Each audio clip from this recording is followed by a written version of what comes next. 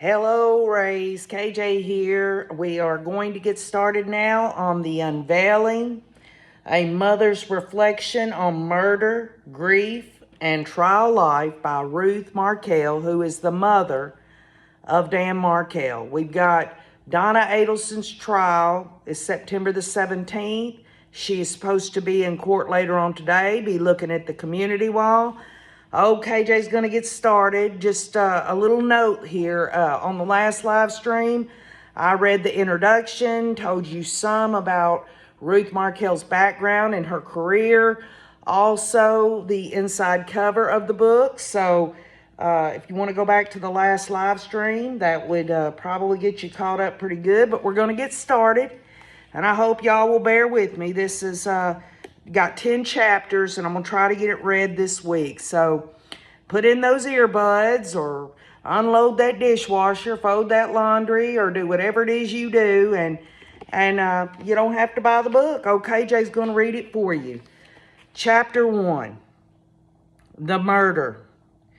The revelation of Dan's shooting and the realization that I was now embarking on an entirely new and alien way of life.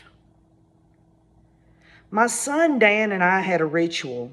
He would call me in Toronto from his car while he was driving home from work. We would talk until he started pulling into the garage of his house in Tallahassee. "I'm almost there," he would say in a certain tone, a signal that we needed to wrap things up. Dan and I always had a lot to say to each other, but both of us were also efficient conversationalists. Usually upon entering the garage, he would say goodbye. We could always pick up our conversation another day. As a mother and son, we were very close, and he was called Danny when we grew up in Toronto, starting when he left home for college at 18. Danny, who then preferred to be called Dan, would reach out to me to share his thoughts and experiences. Whether he was studying in Cambridge, Massachusetts, or Cambridge, England, living in Israel, clerking for a judge in Arizona, working for a Washington, D.C. law firm, or teaching as a law professor in Florida, where he had settled with his wife and family, he always stayed in touch. When he traveled abroad, Dan would describe in animated detail the landmarks he had visited, the regional delicacies he had eaten, and the people he had met across North America, Europe, and the Middle East. From an early age, he sent his family and close friends long emails, which probably marked the beginning of his writing career. He kept us up to date on his latest paper to be published in a law review, and on speeches he was making at criminal justice conferences about procedure, punitive damages, or the constitutionality of discretionary sentencing. I was always fascinated how Dan could express himself in a variety of styles. He was adept in academic and legal language, but he could also write in accessible prose. When he was just 12, we talked about his dreams of studying to be a rabbi. Later, he became interested in becoming a lawyer, or better yet, in bringing his combined skills in teaching, communication, and fundraising to the role of dean of a law school. Dan confided to me during the breakdown and eventual end of his marriage to Wendy Adelson, a fellow lawyer. He killed with pride about his two little boys, Benjamin and Lincoln, and he let me in on his budding relationship with a new girlfriend, a professor at New York University in Manhattan. Usually when Dan called, I was at home in Toronto, not far from the house in North York where his father, Phil, and I had raised him, and his older sister, Shelley. Sometimes Dan would be driving home from the law school campus at Florida State University after finishing a day of teaching criminal justice. Sometimes he'd be coming back from the gym. The only time he would have called me was when he was alone in the car with the boys. He adored being with his sons and wanted to give them his undivided attention during every minute they shared. Even when I was visiting and the four of us were in the car together, Dan would shush me if I talked while the boys were speaking or listening to one of their CDs. "Wait," he would say to me, "we're coming up on Lincoln's favorite song." There was nothing unusual about the call he made to me on July 18th of 2014, at first anyway. I was in Montreal that day to celebrate my Uncle Lazar's 97th birthday. Lazar, my mother's brother, had taken a paternal road toward me after my own father died suddenly of a heart attack when I was only 9 years old. Single and childless at the time, he acted as a father to me and my older brother Bob for a good 15 years, and only married once. He was sure we were taken care of and happy. Lazar and I had planned a get-together with Bob, his wife, Carolyn, and other friends to celebrate his birthday party. Would be part of a kiddish luncheon the next day to be held after service at Lazar's synagogue. I'd flown in early to spend some extra time with him and would be staying over with him and his caregiver, Chris, at his apartment. Soon after I got there, Dan called my cell phone to wish Uncle Lazar a happy birthday. He loved Lazar and often kept him apprised of his latest accomplishments.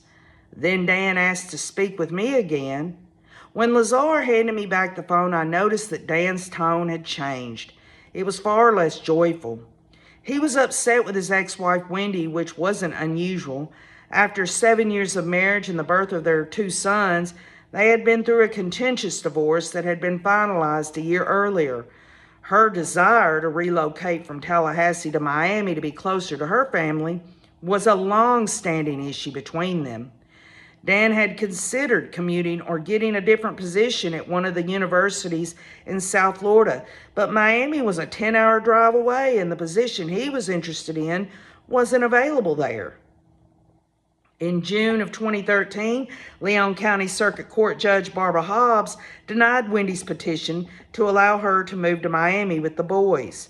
The court ordered that the former wife, Wendy, did not meet the burden of proof that a relocation was in the best interest of the minor children. Once they had separated, it became clear that Dan and Wendy had very different parenting styles. For example, when it was Wendy's turn to have the children as part of their shared custody agreement, Dan would ask to speak to the boys by phone at night and would often go to their daycare center to have breakfast with them. But when Dan had the boys, he felt Wendy was unreachable. He would attempt to reach her so the boys could have contact when they were away for extended periods, but she was often unavailable. In addition to where they would live, another of Dan and Wendy's issues concerned the children's religious education. Dan was determined to raise them as traditional Jews who kept kosher and were educated in the faith. He was angry that Wendy had filled out an application for their oldest, Benjamin, to be enrolled in a non-denominational charter school, kindergarten, without consulting Dan first. He had a lot of questions about the education Benjamin would be receiving there, so the school had arranged a phone meeting between Dan and one of the teachers that morning, right after his conversation with me. That day, Dan had to cut our conversation short a few minutes earlier than usual before pulling up to the garage. "Ma, I have to take this call," he said. "Talk to you later." After Dan hung up, I left the apartment and spent the day crisscrossing town. Going back to Montreal had always been special for me, as the city is my childhood home. After my father died, my mother ran the family business, manufacturing ladies' clothing with her brothers, and we grew up among our extended family of cousins, aunts, and uncles. The joy of being raised this way is one of the reasons I believed in the value of close families, and Dan inherited this passion for family. Maybe it was one reason why he was so resistant to Wendy's wish to separate their own family. That afternoon, I had lunch with an old friend at a favorite bistro and made other brief visits. It was a joy to be in Montreal and reminisce. I made a few phone calls and went back to Lazar's before 5 p.m. to help set up for the Shabbat dinner. It would just be the two of us, along with Chris, who wasn't Jewish but had learned the practice of for Lazar's sake. At 5:30, even though the sun wouldn't be fully set for a few hours, we decided to light the candles and say the blessing early. Lazar didn't need a late night before his birthday celebration in the morning.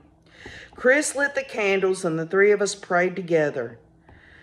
Baruch atah Adonai Elanu Melech halam Asher kishanu bi mitzvotav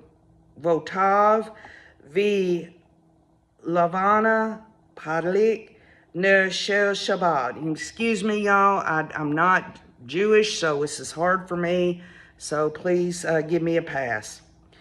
Blessed are you, Adonai our God, sovereign of all, who hallow us with mitzvah, commanding us to kindle the light of Shabbat. The landline rang, and Chris went into the kitchen to answer it. It's Phil, she called out to me. Phil, Dan's father, was calling from Colorado where he was visiting friends. He was always concerned about my uncle, so that wasn't strange, but I was surprised that he wasn't calling my cell phone. Then I heard his voice, normally more even-keeled. He sounded extremely tense. Are you sitting down? Phil asked. Go get a chair. His voice was alarmed and very clear. Something terrible has happened. He'd never spoken to me like this before. I did as he asked and sat down. Danny's been shot, Phil said in a shaky, frightening voice. I went completely numb and suddenly understood that phrase you always hear, an out-of-body experience. What I was feeling was completely real and completely unreal at the same time. The sensation I experienced as I heard Phil's words was terrifying and utterly alien.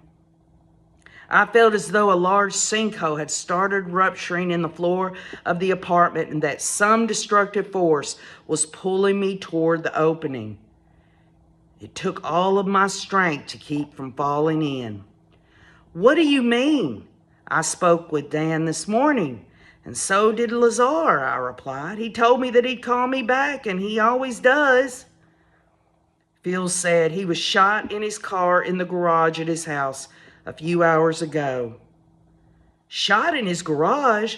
Right after I spoke with him. Apparently someone had followed him into the garage as he parked his car and fired at him twice. I needed to find him, to talk with him. I felt completely unmoored. I needed Danny to tell me what happened. How is he? I asked. Why hasn't anybody called us until now? This was so sudden. Could it be a mistake? Phil told me that the police had a hard time finding us and only reached him by looking him up on Facebook. Then he told me that one of the bullets had lodged in Dan's brain. The friend Phil was staying with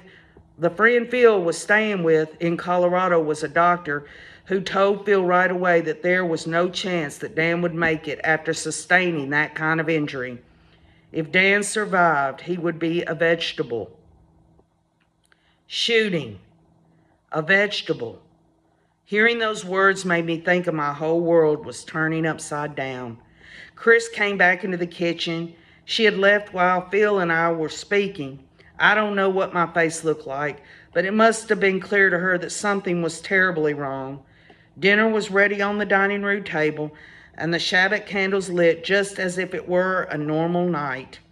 I left the kitchen and walked over to my uncle, who was sitting at the dining room table. At that moment, my task was one of the hardest things I ever had to do in my life. I had no idea how many more hard things I would soon have to do. I sat beside Lazar, put my hand on his shoulder, and leaned forward. Lazar, I said, it's Danny. Danny's been shot in the head. I couldn't bring myself to tell him that Danny was going to die. Uncle Lazar stared at me, taking in the news. He didn't say anything at first. Then he raised his fist slowly and slammed it on the table, laying it with an intensity that continues to burden my life in the most previously unimaginable ways to this very day. It was with the force of a younger and very angry man, and a message that shook me. Machetunium, Lazar in Yiddish. Machetunium, the in-laws, the in-laws.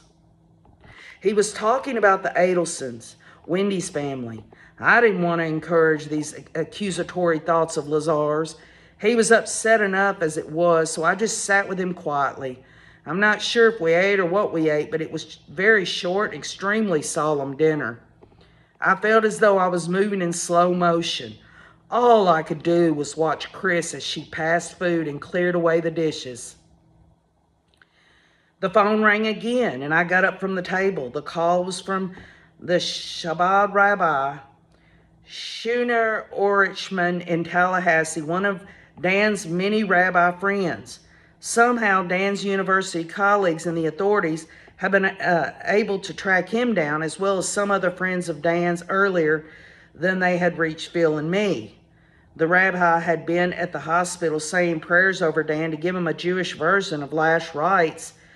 The rabbi told me the doctors said that Dan's not going to make it past 1 or 2 in the morning. I couldn't believe it. It sounded so final. All I could do was wait for the phone call. Tallahassee was more than 1,400 miles away. I'd never be able to get to Florida by then. The rabbi put one of the ER doctors on the phone with me. The doctor explained that surgery was required to take out the bullet in his head. He said nothing about saving him. He didn't even put it out there as an option. I thought to myself, they don't perform unnecessary surgery on a patient who is currently going to die unless they need evidence of foul play. This would be my first experience of evidence gathering, a process that would be part of the criminal exam and would continue from that day on. It was my first glimpse into the life that awaited me. In those first moments, I was already introduced to the language of the criminal investigations. Now I had another reality to grapple with, not just the one of losing my son.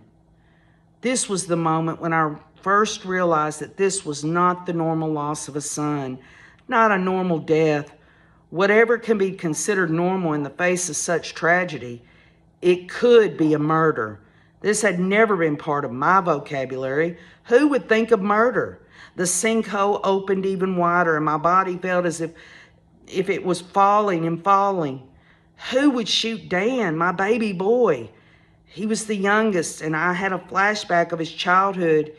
In that flashback, Dan was 18 months old, running through the house with a mop and pail, his favorite toddler toys. Now he was dying. I needed to tell other people what had happened. I don't know how I made it through those calls with Shelley and her husband, Ian, or with my brother Bob and his wife Carolyn. When I reached her, she immediately started sobbing and hung up the phone. My numbness had started. Bob called back 5 minutes later and asked me, "Did you tell Lazar? Did he understand everything that you said? Did he understand that Dan was shot?" "Yes," I said flatly. Unfortunately, he understood everything. For the next several hours, I paced up and down the main hallway of Lazar's apartment, from the front door to the master bedroom, back again. I couldn't stop. As I walked, I tried to look at the vivid Judacia paintings and evoke watercolors Lazar had collected on his visits to Israel and hung on the walls of his home, wondering if I would find solace or meaning in them. Instead, the shapes and colors blurred together and my eyes refused to focus. My mind was trying to absorb what was happening, but I couldn't process the information. Danny, gone. That was unthinkable to me. This was too sudden. I was in a shock and a daze. In my work, in a crisis, I was always known as Miss Fine. In fact, my predisposition to coolness in hot situations informed my career. I was an expert in emergency preparedness and disaster planning. My specialty was training and consulting with companies, schools, and houses of worship to deal with the potential of everything from fires to bomb threats.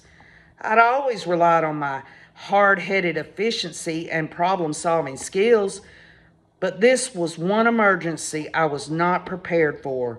I couldn't think ahead to my next footstep, let alone any of the steps toward burying my son.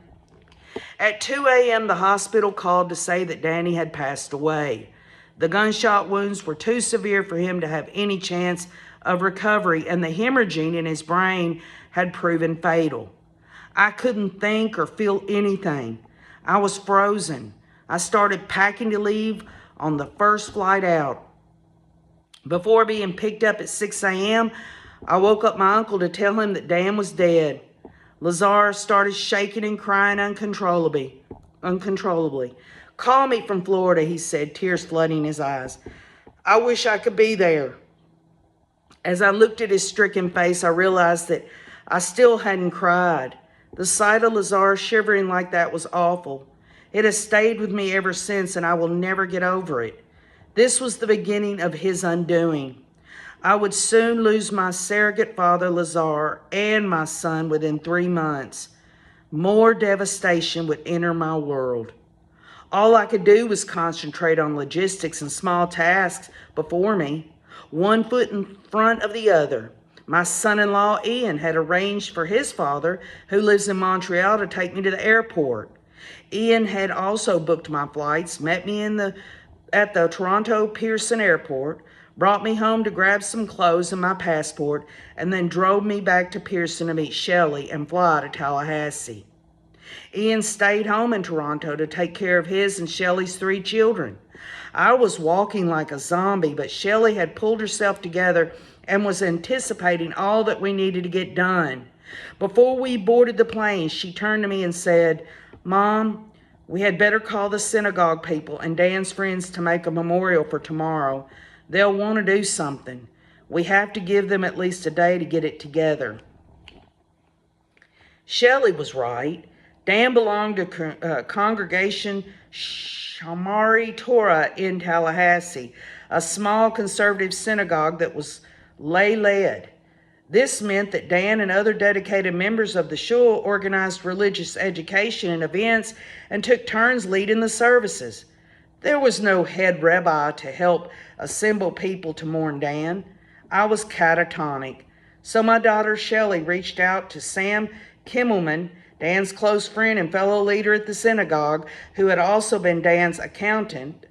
Sam and the rest of the shul community were way ahead of us and had already started planning a gathering for the following morning, barely 24 hours after Dan had been shot. 24 hours. 24 hours before, I'd been talking to Dan. 5 minutes later, he had been ambushed. I felt very badly for the teacher he had been speaking with when he was shot, but selfishly, I was grateful that I hadn't been on the line myself. What would I have done? How could I have ever forgotten the awful sounds I would have heard? If we had been speaking while that happened, I would have felt as though I was sitting right next to my son in the passenger seat, too powerless to save him. I started straight ahead for most of the flight. I didn't even allow myself to start asking the typical questions. Why, Danny? Was this a robbery?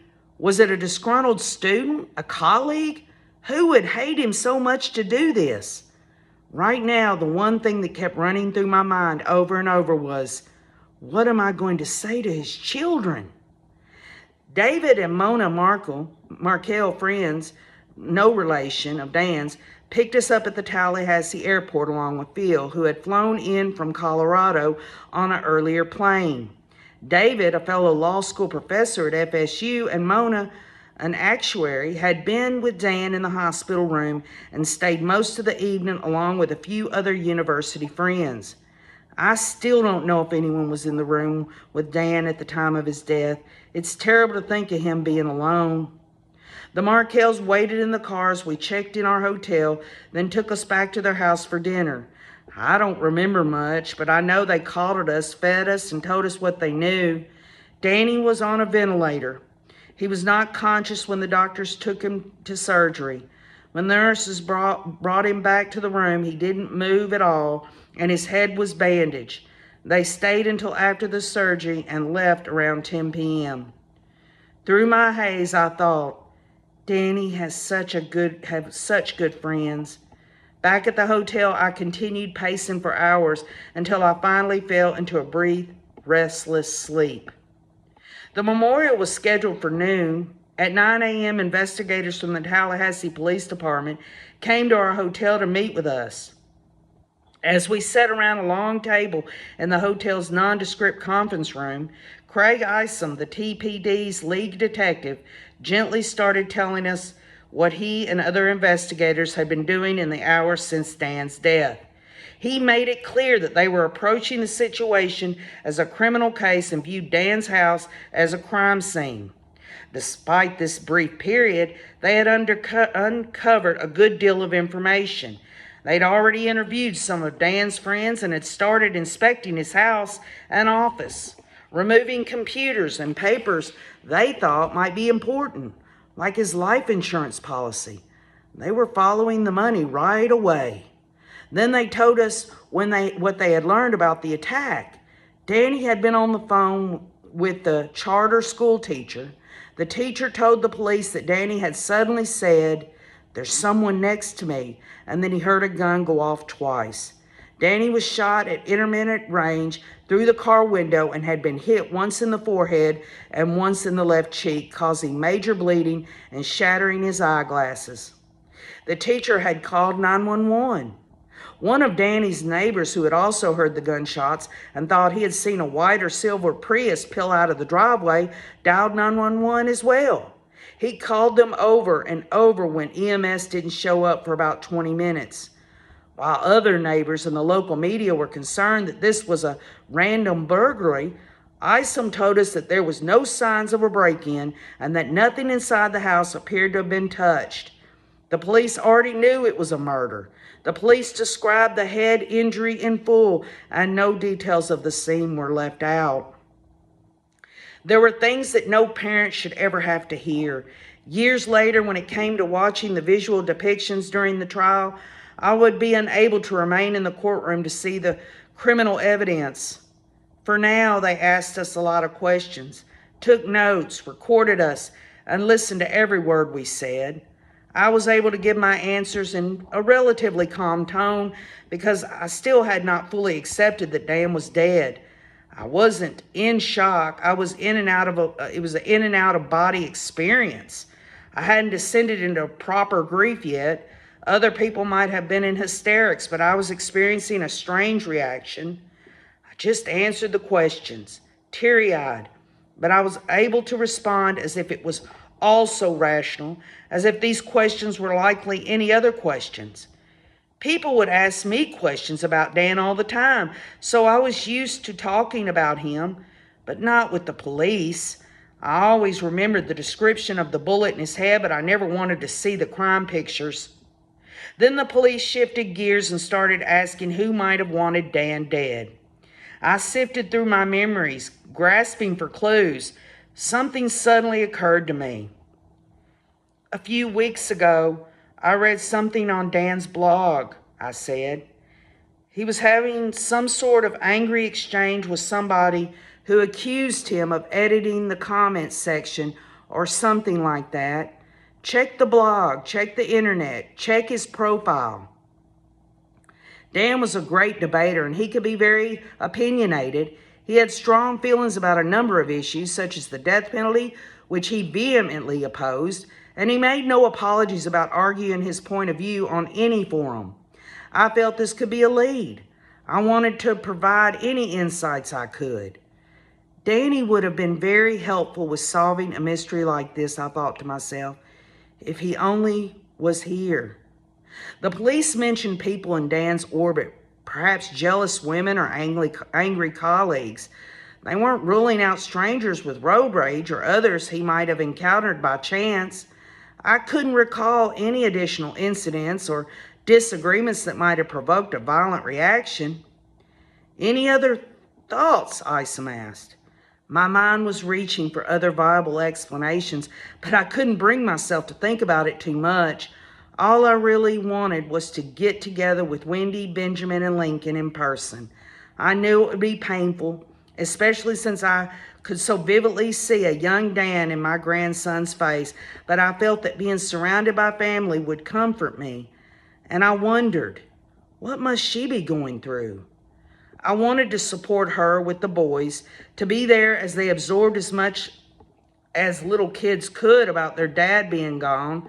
I felt many similarities to my young grandchildren, as I already experienced the sadness of the early death of my father. I was also facing this trauma as an adult woman. I had very strong maternal feelings of caring I'd inherited from my mother. Despite suffering throughout her life as a widow, she always put her children first and never veered from her dedication. This was in my DNA and dominated my any feelings and thoughts, even in this horrific moment. After almost 3 hours of debriefing and questions, the detectives drove us in a squad car to make sure we were at the synagogue before 12. I wished I was feeling more relieved that the questioning was over, but I wasn't. It had only just started. I must have known subliminally that, from this point onward, my life would be transformed into a never-ending series of personal and criminal questions, gathering evidence, investigations, hearings, and trials. My time and life were now intertwined with law enforcement, criminal talk, and legal thinking. My thoughts and eyes could have barely prepared me for the synagogue attendance. The synagogue parking lot was completely filled with cars. Many people attended from the Tallahassee community. I was in awe to see how many people attended from other communities, including Orlando and Jacksonville. Even though there had not yet been time for an official announcement or obituary, Dan's circle had kicked into high gear, taking charge and contacting everyone they could think of by phone and social media. Seeing what these devoted friends had managed to pull together for my son provided a very brief moment of solace. That generosity of spirit would continue from our friends and family for years to come. I had no idea how much the support would mean to me going forward. The synagogue had folding chairs covering every square inch of available space. More than 200 people came from all over Florida. Along with other congregants, Sam Kimmelman organized the speakers, the prayer order, and the hymns. I caught a glimpse of Wendy and her family in the back of the shul with 4-year-old Benjamin standing near her family and 3-year-old Lincoln in her arms. I couldn't wait to get close to them. It felt awkward that they were not in the front. The congregation grew quiet, and several people got up to speak eloquently, describing the difference Dan had made in their lives as a colleague, a professor, and a friend. Alex Greenberg, a veterinarian, talked affectionately about Dan's frequent visits to see him and his family at their home just over the Florida-Georgia border. They would talk about all sorts of subjects during those weekends, but Alex was amazed that Dan never spoke about his successes or about his standing in the legal field. He felt that Dan may not have been humble about sharing his opinions as he taught in class or wrote online, but he was humble about himself. Jeremy Cohen, an executive at a marketing firm, said that Dan was well known for being a hugger, a warm person, and that he had himself been drawn back to the Jewish faith after watching Dan teach his little boys about the importance of belief and tradition. Tamara Demko, one of Dan's law school classmates, spoke about all of their adventures together at Harvard, her visits with Dan when he first moved to Tallahassee, and his love for his sons. Shelley spoke briefly about the horror of this moment and more fully about Dan having 100 best friends and about his love of his sons and his community. Then I surprised myself by standing up to speak. I had barely been able to articulate more than a few sentences in the past few days, yet something was nagging at me. I wanted to use that moment to tell the boys what their father would have wanted for his sons. I motioned for Wendy to come forward. She brought Lincoln to the stage while Benjamin stayed at the back with his grandparents, Donna and Harvey. When I spoke, it was directly to the boys. Benjamin, Lincoln, your father loved you both so much, and he wanted more than anything for you to have Jewish roots, understanding the tradition of Shabbat and holidays, and to be close to your family. Then I went into a different direction and spoke to everyone. My 5 grandchildren mean everything to me, but when any of them ask me to buy them pretend guns or other police toys, I say no. We don't play with those kinds of things. We come from Canada and we don't encourage guns as gifts. We know that guns are dangerous, that terrible accidents can happen with them, and that they should not be used for problem solving. I couldn't help myself. Wendy stood holding Lincoln, listened until I was finished, and then carried him back to her family. She didn't say anything. After the liturgy for Dan ended, it seemed as if the entire congregation swarmed around us. Everyone wanted to talk. No one was ready to leave. It felt painful to break up the community that had come together for Dan. Along with their condolences, people started voicing their opinions about who they thought could have perpetrated this terrible deed. Who did it? Who didn't do it? And when the police might catch the killer. Everyone wanted to play detective and help us solve the case. I heard there were students out to get him. What if there was a jealous ex? Is the killer still out there? Should we all be scared? The theories were coming thick and fast. Shelley, Phil, and I listened to their conjecture, answered what we could, and nodded our heads blankly. We still had not hugged or kissed our grandchildren. Then Tamara, the friend from law school who had spoken about her friendship with Dan, came over to us, very eager to talk. I taped the whole service for Dan's girlfriend, so don't worry. I'll make sure she gets it, she said breathlessly. Danny and I were very close. Wendy was completely buffered at the synagogue, held close by her family and friends, and we didn't get a chance to talk to her or exchange condolences. There were so many people in the shul, so many who wanted to share, to connect.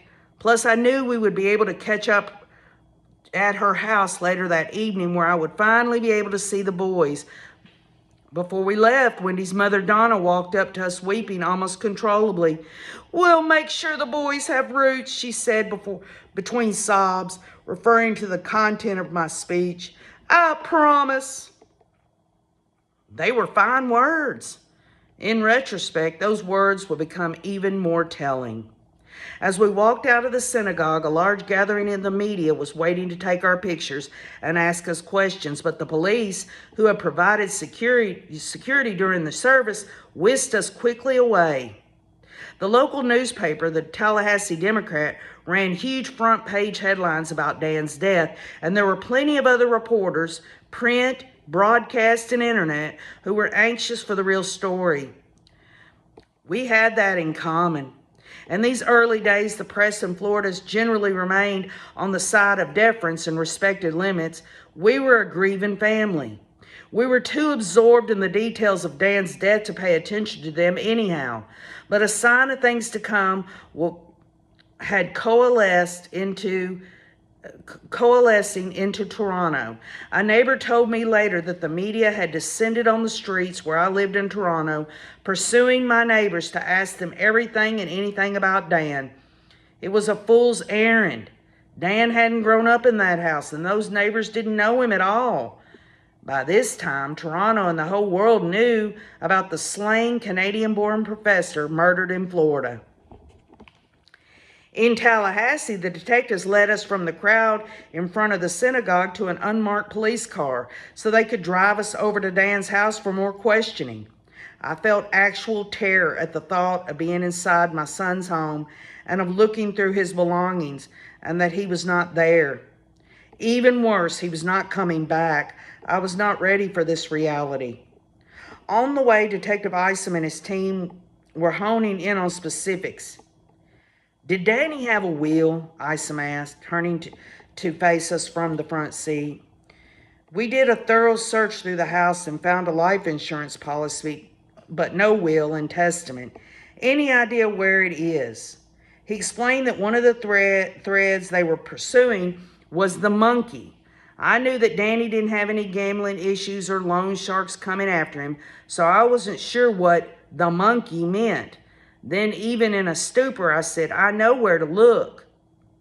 When I visited Dan a few months earlier, I'd given him my own serious papers, including my life insurance information. I noticed that he placed them in a particular spot in his bedroom. Dan kept his papers and books in what I would call orderly piles. It's how he organized himself. There were a lot of them, a pile of his lecture notes and piles of university papers, of banking information, of personal papers, and numerous stacks of books. If my documents were exactly where he had put them when I was with him, the rest would surely be nearby. Dan's house was on Trescott Drive in the tree-lined Benton Hills neighborhood of Tallahassee. As our police car turned the corner, I saw Dan's house for the first time since the killing. It immediately looked different to me.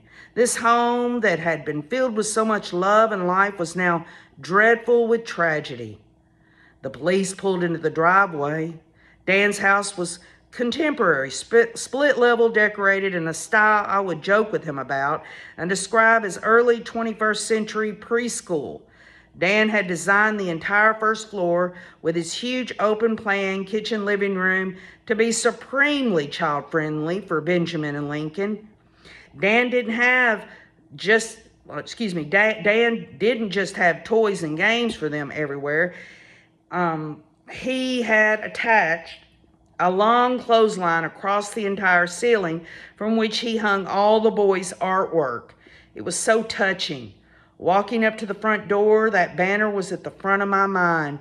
Would seeing the row of crayon drawings and finger paintings lovingly displayed make me break down?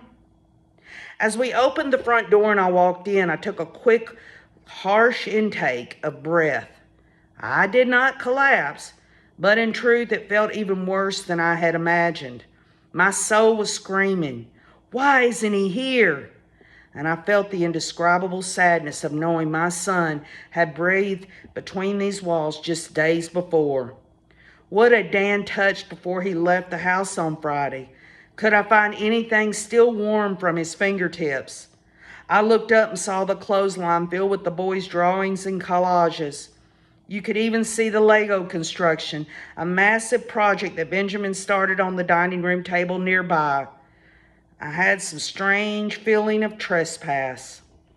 Would Daddy want people going through his papers? But I soothed myself by remembering that Dan had always welcomed his family into his home and that he would have wanted us, his family, to be the ones handling his private stuff. He was right. I desperately wanted to be with my family and for us to be able to grieve together. We were somewhat immobilized and so sad, and there was just too much to be done. I was starting to learn that in the business of murder, closure is a very far-off horizon. I was fortunate to have people like Craig Isom around who could usher us onto the proper paths. He was just the first in a network of those who would help us navigate the criminal justice system. Phil and I went into Dan's bedroom where the piles were just as I had remembered them. We stared at them for a while, unable to touch them. We were so tired. It would be too much for us to deal with that day. "Oh, there's Danny's Sidar," Phil said, noticing the Orthodox prayer book on top of one of the stacks. I told Craig Isom that we were not ready to look through all of Dan's important financials.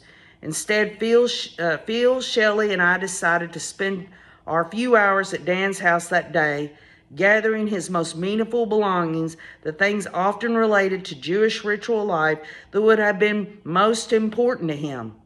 It wasn't a practical plan, it just felt necessary. We searched for his kotel, the white gown worn to lead a Passover Seder, or by a religious bridegroom on his wedding day. We knew that Dan would want to be buried in his wedding kotel, so we looked around and found it in the drawer along with his tefillin, the small black leather box with straps that Orthodox men wear on their heads during prayer, and his talit, which is a prayer shawl. If Dan had been able to make such wishes, we knew he would have passed these cherished possessions down to his boys, and with them a sense of his connection to his Jewish faith. Not wanting to leave these precious emblems of our son's spiritual life in the empty house, we took them back to the hotel. The papers could wait for another day, and I could not wait another moment to get to Wendy's to finally see the boys. Wendy lived in a rented house about a 15-minute drive from Dan's. I'd never been there before, but at first glance the interior looked familiar enough since it was filled with much of the furniture that she and Dan had shared when they were married. That being said, the house was a rental, and upon closer inspection, it very much looked like it.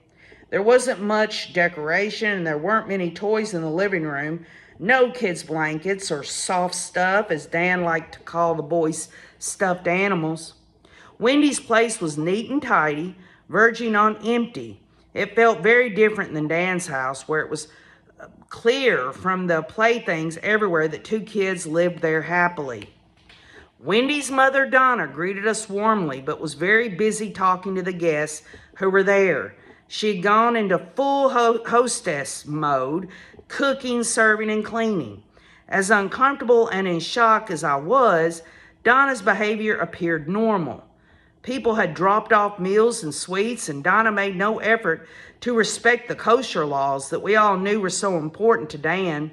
Harvey, Wendy's father, said a meek hello to us, but kept moving, even though he looked as though he didn't know where to go. Since arriving in Tallahassee, this was the first time I had properly seen Wendy face to face. I wanted to sit down with her for a moment to find out how she was doing, to understand how much the boys knew about what was really going on. But Wendy was surrounded by friends at all times, just like at the synagogue, and didn't break away from them to talk to us. Why? Why? I noticed that from time to time. She would disappear into her bedroom with a friend for long stretches of conversation. During one of the few moments I was able to speak with Wendy in passing, I asked her if she knew whether Dan had a will, and if so, did she know where it was? No, she replied, and kept walking. It was awkward. We felt like intruders. Shelley and Phil had spotted Benjamin and Lincoln at the arts and crafts table adjacent to the kitchen. The boys were drawing with colored pencils, so they went over to join the children, helping them draw and color. Harvey also seemed lost and couldn't connect, not with the playgroup of Shelley and Phil and the boys, or with the other visitors. When a small group of family friends waved him over to join them, he didn't respond. I was sitting in a chair and was not engaged in the play activities, still in disbelief. A few hours later, Shelley, Phil, and I got ready to leave Wendy's house and return to the hotel. Family friends had offered to drive us back. We had another appointment with the police scheduled for early the next morning and arrangements to take care of at the funeral home. As we were leaving, I told Wendy that we would like to see the boys after those meetings at around noon, and she agreed nonchalantly. I said I would call when we were done to firm up plans and wished everyone good night. We hugged the boys goodbye, not knowing this was our last family visit to Tallahassee. When morning came around, I found I couldn't quite comprehend that my son had been shot dead, or that I was on my way to more meetings with the funeral home and the investigators. At the police station, we were introduced to Sarah Latour, our first official victim support advocate from the TPD, a capable and compassionate young woman. We would learn that victim support workers and advocates were critical to families like ours who were not familiar with the process, providing invaluable emotional support and practical guidance as we face this crisis.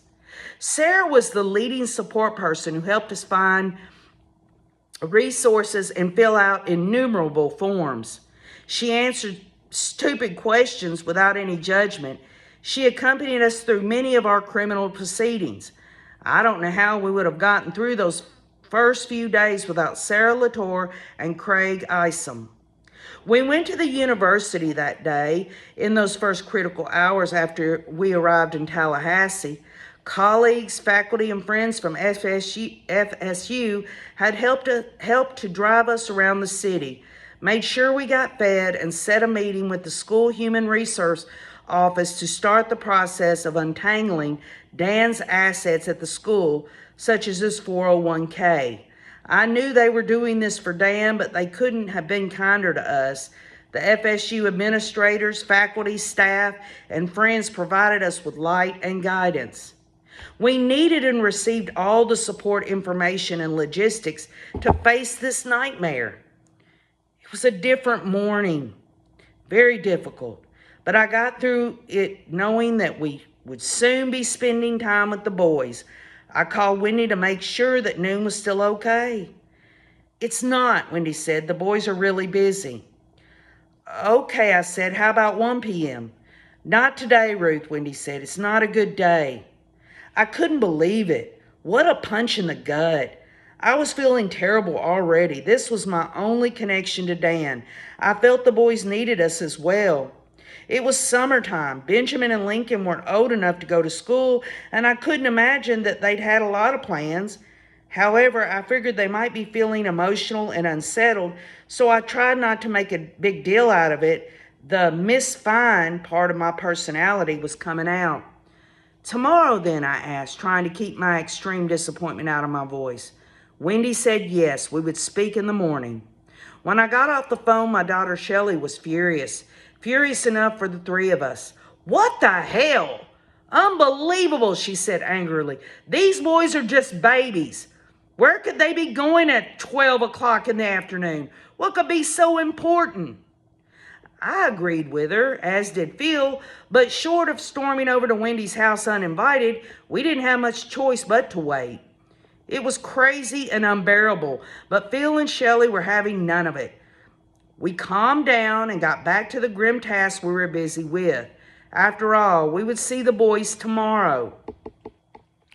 When I called early the next morning, Wendy said Benjamin and Lincoln were still busy, but she put them on the phone with us. I was so happy to hear their voices and excited we had connected. All I wanted to do was hold them. We expected to see them at noon and went back to the dreaded tasks. We returned to Dan's house to face the challenge of going through his possessions. Combing through them was unspeakably painful, and we were frustrated that after looking everywhere, we did not find Dan's will. We collected his clothes and housewares and called his close friends to ask each of them to come by and take what they wanted. Then we packed up the children's toys to bring them over to Wendy's. Dan had a house full of playthings, and Wendy's place looked like it needed some. After we had gathered up everything, I decided to try Wendy again. We found so many of Linky and Ben's toys at Dan's today, I said, and we'd like to bring them over. Wendy didn't even pause. Unfortunately, you can't see them, she replied. I was so worried about their safety and mine that we left the house and drove back to Miami right after we saw you. I was stunned. They were in Miami? But Wendy, yesterday you said Benjamin and Lincoln were too busy to see us. I know, Wendy said. I wanted to tell you, but I couldn't. You know, for safety's sake, I'm sure you can understand. In fact, the police had been careful to tell us that, and even though they had provided security at the synagogue, they had no concerns about the safety of Wendy, the boys, or us. Now my blood was boiling. I was stunned and wobbly on my feet. Wendy, Donna, and Harvey had just packed up the house and left. The cars must have been crammed full so they could take everything on the 7+ hour drive to Miami. Did they leave in the middle of the night?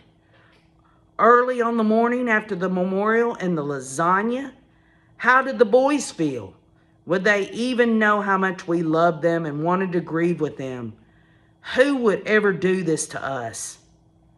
Nobody else, not the police or any mutual friends, was aware that Wendy and the boys had left town. Dan had been shot on Friday, died on Saturday, memorialized on Sunday, and by Monday, his children and their mother had up and moved to Miami. I now understood why there had been so few of the kids' belongings in Wendy's house. When I saw it, they were halfway out the door. How could they have packed so fast? Did they know this would happen? Now, I was aware why I never had a moment alone with Wendy. We had been deceived and were just pawns on a chessboard. Phil, Shelley, and I wanted to delve into their craziness and were in disbelief and shock, but there was just no time for reflection or philosophy.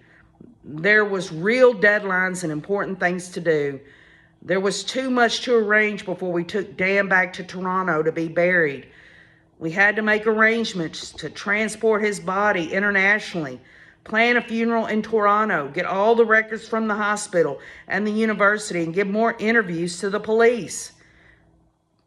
We also had to hire an estate attorney and deal with taxes, beneficiaries, and insurance. I was still trying to approach every new meeting and every new situation in this terrible business of death as if I had my act together. Once I get through this, once we take care of Dan, we'll have a moment to breathe, I thought. But I wouldn't be able to catch my breath for years. In an instant, my life had completely, irrevocably changed. Not only was there the horror of outliving a son, I'd also fallen down a rabbit hole from which I would never emerge.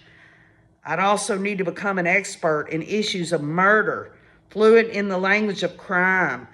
I would discover the evidence is everywhere, and for me, privacy was nowhere. From day forward, every detail of my family's life would be filtered through law enforcement. My son was gone. Someone had killed him, and with the murder went the rest of my life as I'd known it. Ease was over. The road ahead only difficult. Nothing would ever be private. On a very emotional level, I had to bring Shelley's children in Toronto to experience a family death, funeral, and burial at their young age of 8, 11, and 14 years old. Cemetery visits would become a part of their life, as had been the case for me. Turbulent times had just started. We would share this madness with other families who had become victims of sudden death from murder and violence. In the hope I could offer those families compassion and be their trial guides, I made the choice to lift the curtain on being a victim. And folks, she has the pages after that. On chapter 1, she has some diagrams of a timeline of events. Also, she has the family tree of the Adelson family, along with the family tree of the Markel family. It also talks about law enforcement. It's almost like a timeline of what the law enforcement has done. I'd also like to share these photos with you. I apologize, y'all, but this is the best I can do. These are pictures of Dan Markel and his family. I'm going to try to put them as close as possible. This is right after chapter 1.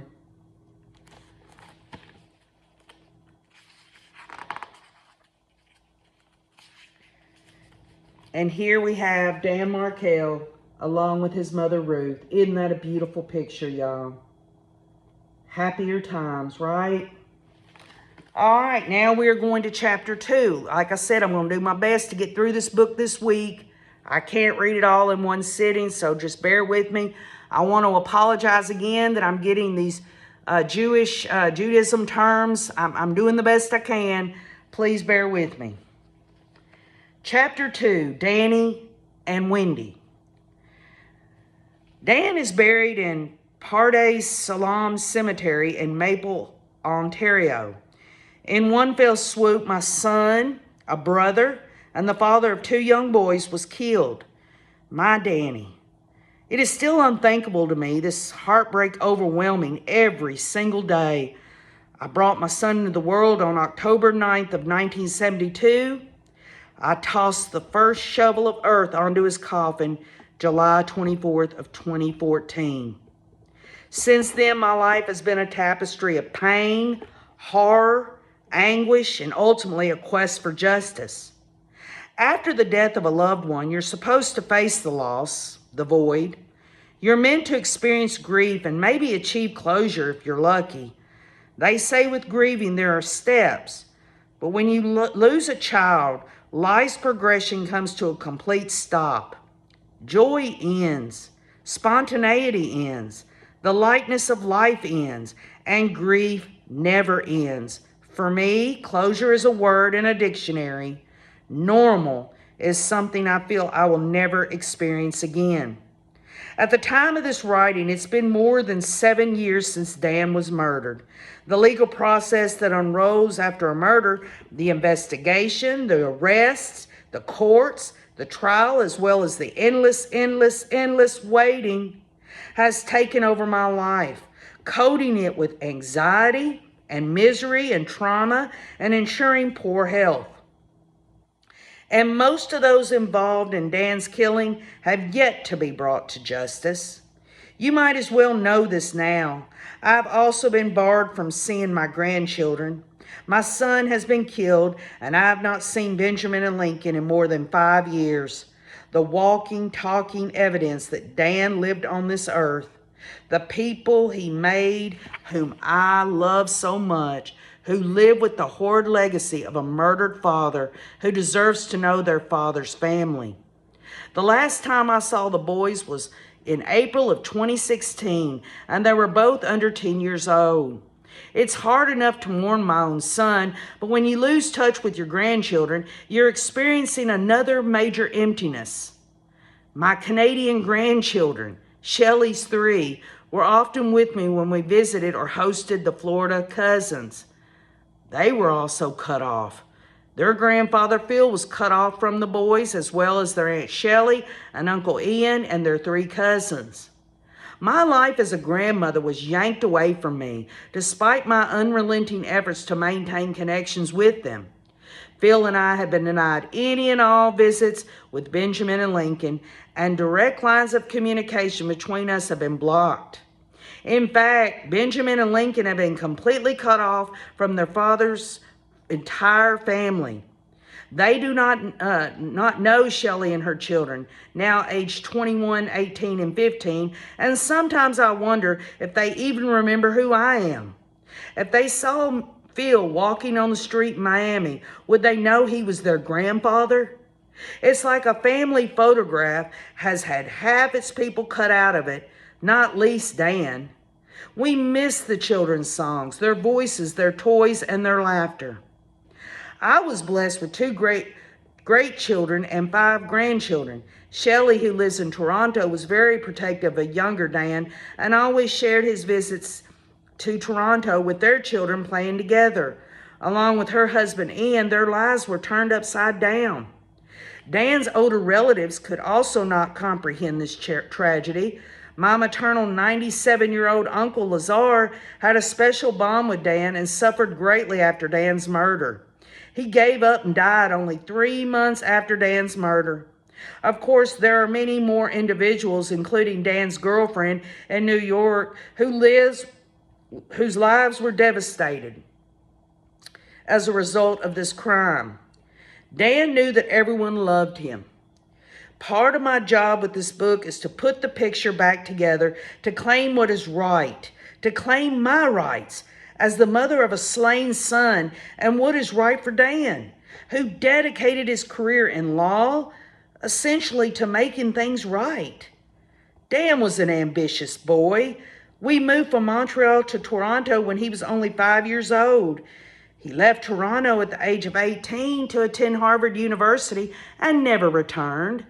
He received his undergraduate degree from Harvard and continued his studies at the Hebrew University of Jerusalem and moved to England, where he earned a master's degree in political theory from Emmanuel College, Cambridge, in 1997. He returned to Harvard for law school and graduated in 2001. He became a law clerk to Senior Judge Michael Dolly Hawkins, United States Court of Appeals for the Ninth Circuit. Dan had a passion for travel and lived in many cities, including Montreal, Toronto, Boston, London, Jerusalem, New York, Phoenix, San Francisco, Miami, Tallahassee, and Washington, D.C. He made friends and meaningful connections with people everywhere. He went and stayed in touch. Dan's first full-time job was an associate with the law firm Kellogg, Huber, Hanson, Taub, Evans, and Feigl in Washington, D.C., a firm excelling in litigation, including commercial, appellate, and intellectual property. It was when he was in Washington, D.C. that Dan met Wendy. Wendy Jill Adelson, a law student living in Miami, Florida, on a Jewish dating site. They fell in love in 2004 and were married in February of 2006. In 2005, while they were seriously dating and talking of engagement, there were many back and forth trips from D.C. to Miami. Dan decided to leave the D.C. firm so he could spend more time with Wendy in Florida. He had always had aspirations to be a professor. He joined the faculty of FSU in 2005 so that Wendy could complete law school in Miami. Dan was recommended for tenure in 2009 at FSU and became a very sought-after legal author and speaker.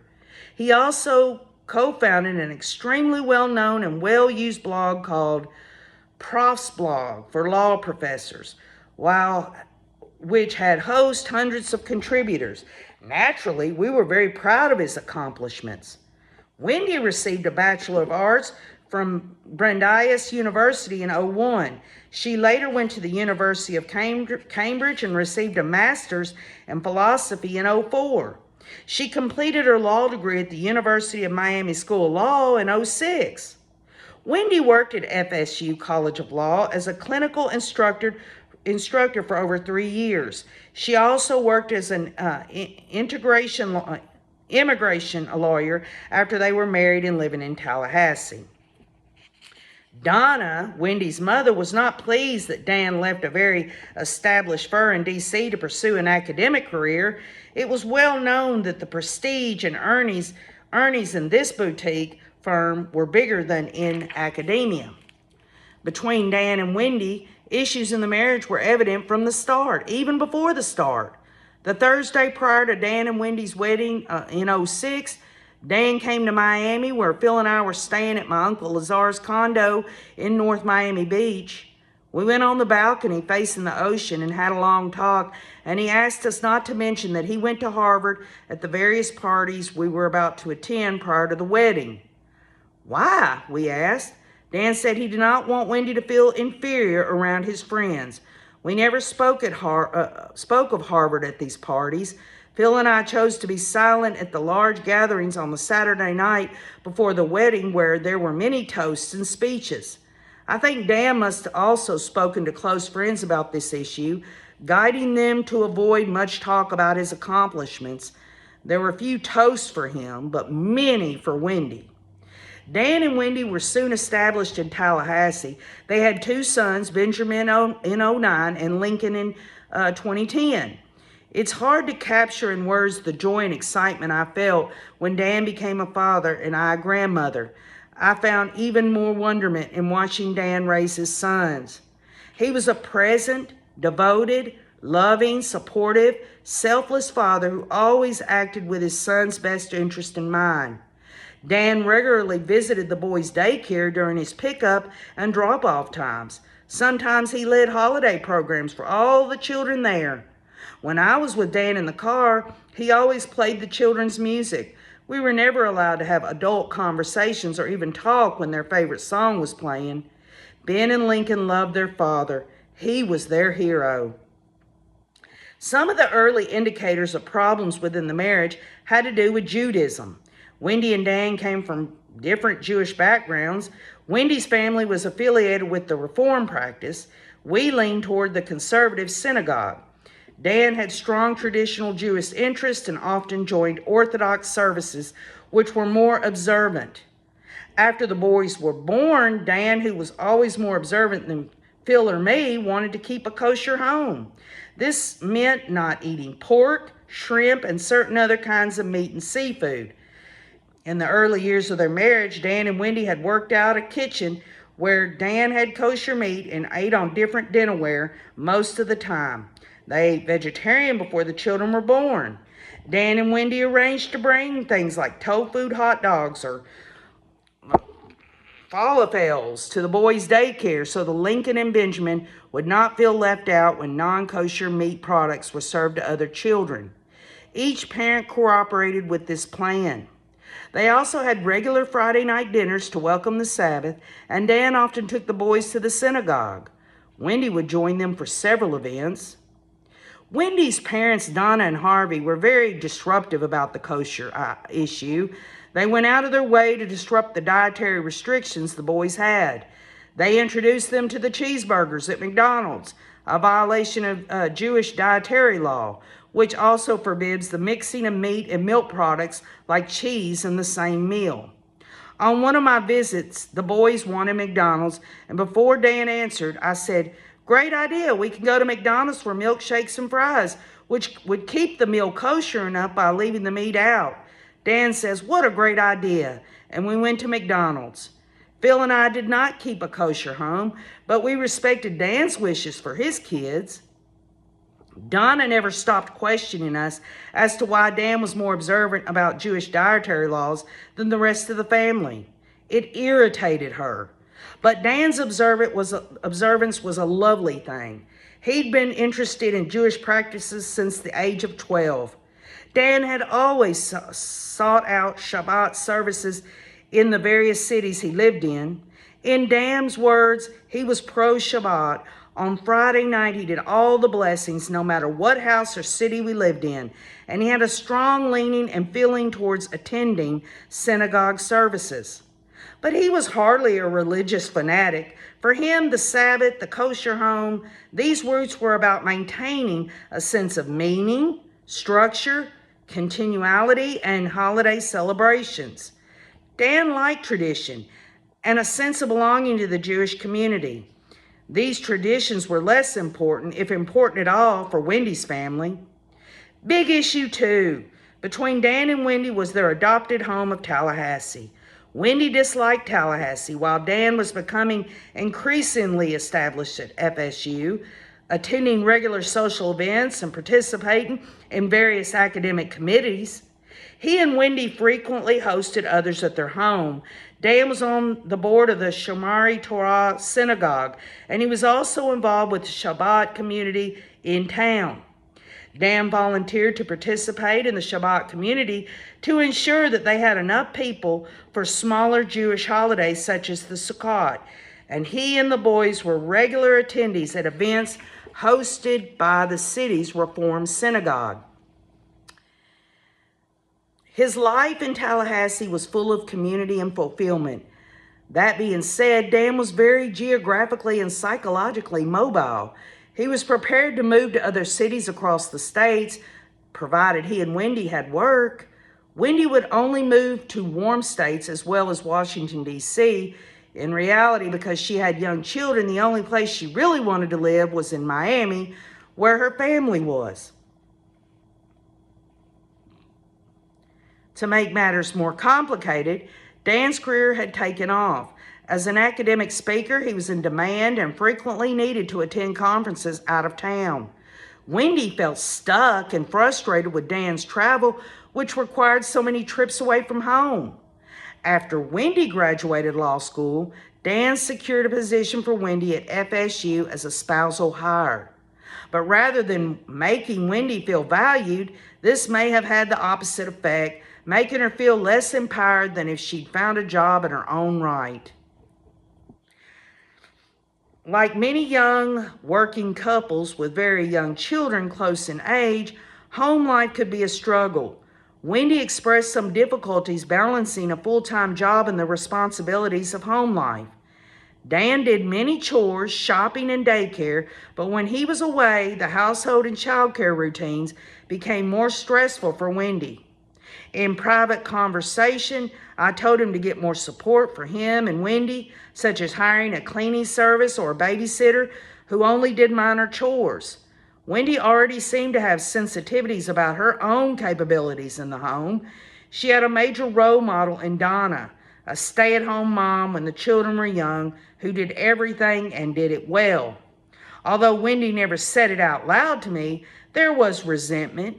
In 2011, Wendy published a novel called This Is Our Story, a thinly veiled account of her marriage, as well as her fight against human trafficking. Wendy's depiction of her fictional characters, Lily's marriage, mirrored what we would later learn were her feelings in her own. Her fictional Lily felt trapped in a small Florida panhandle town while her Bumble-prone professor husband, Josh, brought little excitement into her life. Ultimately, Lily left her husband along with their children shortly after the publication of her book. Wendy did the same. Wendy often stated that Dan never read her book. Recently, I learned from one of Dan's close friends that he did read Wendy's book, and despite his awareness of her depiction of his character in the story, Dan even promoted it heavily through his circles, including readers of his popular blog, Prof's blog. Nevertheless, Wendy maintained that Dan just ignored her work. Once the children were born, Donna began to campaign for them to leave Tallahassee. I am reminded of the late Princess Diana in her interview with Martin Bashir when she said, quote, "There were 3 of us in this marriage, so it was a bit crowded," unquote. Donna and Wendy had always been very close. When Wendy first went to JD to find a suitable match, which is the Jewish website, it was with Donna by her side, mother and daughter scrolling together. Donna liked to be involved in every aspect of her daughter's life. Cracks in Dan and Wendy's marriage started to become more obvious to us in 2011. Dan was away in Israel for most of the month in December. As soon as he left, Dan learned that Donna fed the boys shrimp and pork, 2 obviously non-kosher foods. Phil and I arrived in Florida soon after that for the December vacation. One day we met Donna and Harvey for brunch with Dan and Wendy and the boys. The mood was tense. Dan and Wendy left early to give the boys their afternoon nap. Dan also seemed anxious and said he had had an upset stomach. Once Phil and I were alone with Donna and Harvey, Donna zeroed in on me. "Why is Dan more observant than anyone else in your family?" she grilled. It wasn't the first time. I explained again that Shelley and her family have a kosher home as well, and Donna remained frustrated about the Jewish dietary practices. The interference that Dan perceived became increasingly troublesome to him. Dan told me that Donna's involvement was too much for him, especially after the birth of Lincoln, their second child, but I felt it wasn't my place to intervene. Today, I debate the merits of sharing my opinion about another's relationship versus biting my tongue. I always took on an active listening style and was supportive of Dan. Perhaps I should have suggested he be more forthright with Donna. I still kick myself sometimes, wondering if I could have made a difference. Magical thinking is something desirable, especially from a mother. After the tense December vacation in Miami with us and Wendy's parents, Dan and Wendy returned to Tallahassee and began the process of marriage therapy. The marriage was now officially rocky. Wendy felt that Dan was not proud of her accomplishments. This was not true. He took a lot of pride in her success and was publicly, often gushingly admiring of her. We frequently received emails from Dan talking about Wendy's accomplishments. Dan wrote on February 8th of 2005, quote, "Wendy has an op-ed in today's Miami Herald. Go her." In this period when Dan and Wendy were in therapy, there was increasingly interference with Donna and Harvey. I spoke to Dan often during this time. While he was earnestly approaching counseling with the hopes of making their marriage work, he talked of how Wendy seemed to withdraw more from the marriage. By the time I visited Tallahassee in the spring of 2012, a coldness between them was palpable to me. By August, when Dan and Wendy came to Toronto for a visit with Benjamin and Lincoln, I felt a lot of tension. While in Toronto, Wendy said she had to go to New York to apply for a Human Rights Watch interview, which should have taken one day. But while in New York, Wendy decided to take a few extra days to stay and visit a very close friend whom she often confided in.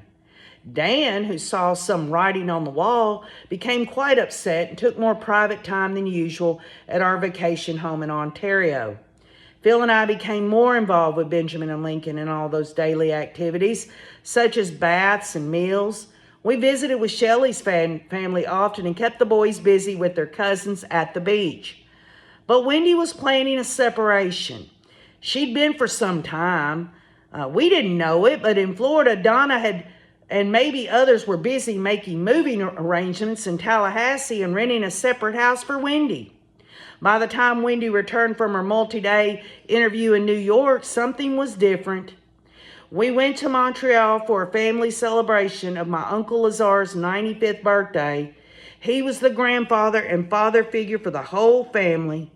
Wendy attended, but she had a sugary smile on her face.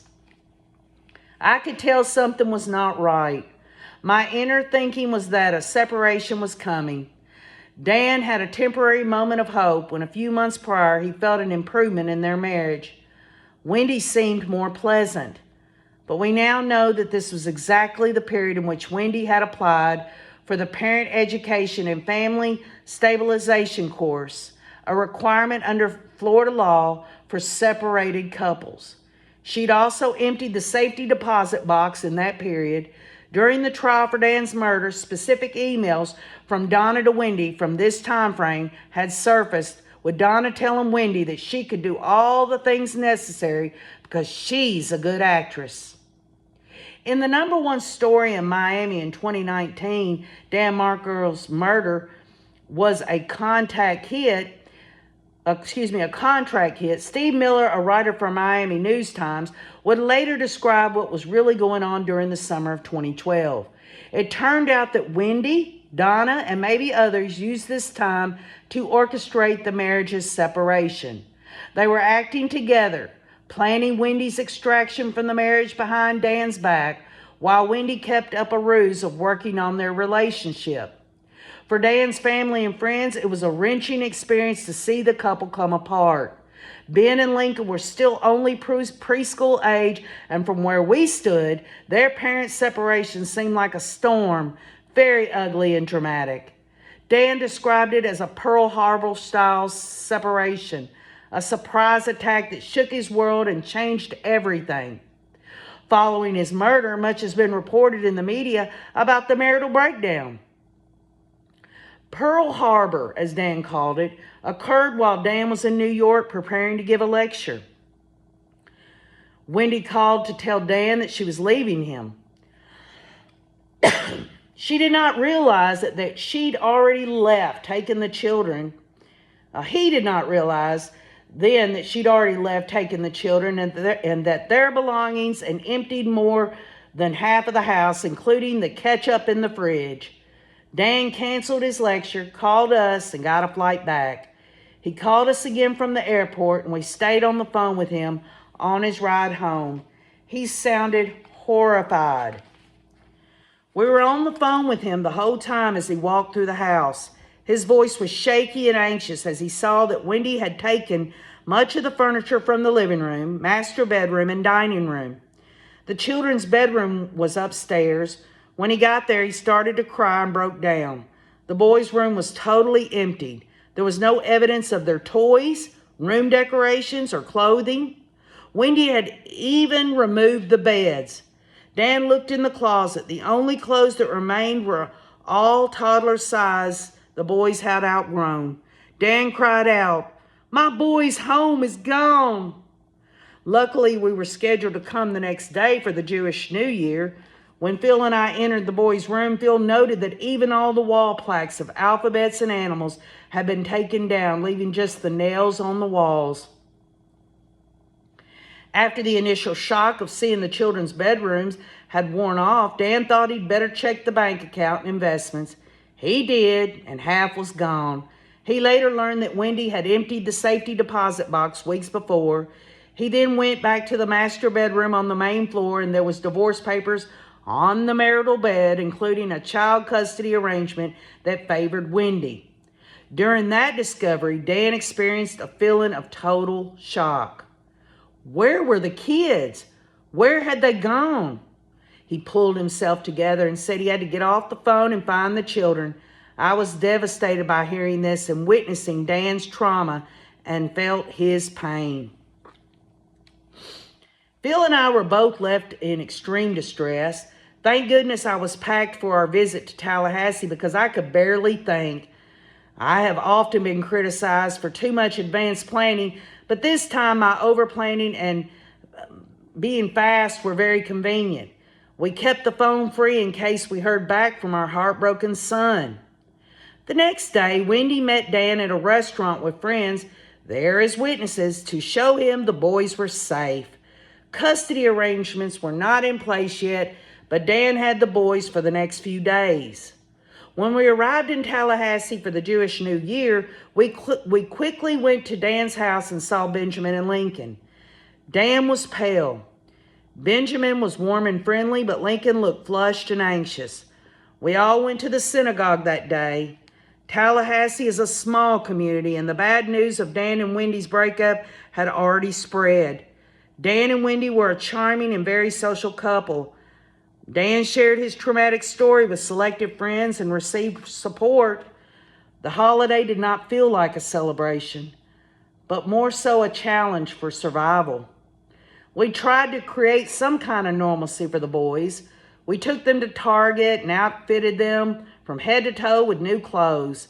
We also bought toys and beds for their rooms. By the time Phil and I left Florida, the upstairs looked remade. All that was missing was a cohesive family with two parents in the same home. Dan wanted to make amends with Wendy. He said he wanted to keep on trying, and we did not interfere. He soon had another out-of-town speaking engagement and dropped the children off at daycare where Wendy could pick them up. He asked Wendy where the children would be staying, but for 2 weeks, Wendy refused to tell him the new address of the rental house. Dan quickly filed for 50-50 custody and was successful. The boys' daycare became the pickup and drop-off point for the children. However, a battle arena developed around coordinating the children's visits and communications to the children when it was each parent's turn. Dan and Wendy had very different styles and interests of communication to the children on the off days. Dan wanted as much opportunity as possible and even had breakfast at the daycare on his off days. He also wanted to speak to the children according to the court's allowances. Clashes on child care arrangements were frequently resolved through lawyers and parenting coordinators. Other situations became exacerbated. Dan heard from the boys that Donna had been talking badly about him and that she had been feeding them bacon and shrimp. In addition, Dan heard from the daycare center that Donna told the daycare to give the boys regular hot dogs, not tofu, which made their meals unkosher at school. This was a huge offense for a grandmother to make and represented not only her lack of respect for Dan's parental and religious preferences, but what seemed like her desire to instigate a conflict or drive a deeper wedge. Her goal was seemingly accomplished. Tensions were exacerbated. Needless to say, there were numerous court documents during this period. Donna and Wendy continued to pressure Dan to allow Wendy to leave Tallahassee, hoping that through the courts, the children would be permitted to move back to the Miami area.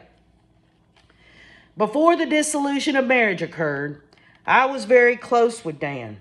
Now we were even closer, and Dan started to tell me where all his assets were at the university, such as the pensions and what Wendy had taken.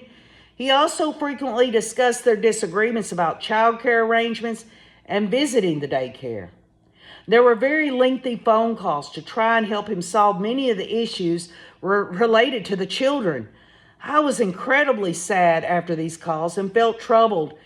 It was a very difficult time. Wendy had prepared a petition for her to move with her children back to Miami. A hearing was held by Leon County Circuit Court Judge Barbara Hobbs. Wendy had advocated for the relocation to South Florida to provide more stability and consistency, as well as a better quality of life for the children by increasing their access to her close-knit family. Also, Wendy had been offered a job in Miami as an attorney where she could substantially, have more salary and year-end bonuses. This job was better than her current one at FSU. The court hearing was June of 2013 with a major roadblock. Dan had prepared a motion, witnesses, and arguments to battle the move. His efforts were all unnecessary. Wendy's request was denied in a few hours. Dan was elated from the results. The situation intensified as numerous attempts by Wendy to relocate to South Florida were blocked. Donna felt caged in and continued sending Wendy strong emails. Donna would try anything to gain control over the children and get them away from Dan. Donna became obsessed with her hatred of Dan and kept on coming up with new plots for Wendy to move to the Miami area. We would later see an email Donna had written on June 25th of 2013, which encouraged Wendy to use her acting skills. Tell Dan that the children were baptized in the Catholic Church as long as he wants you to remain in Tallahassee.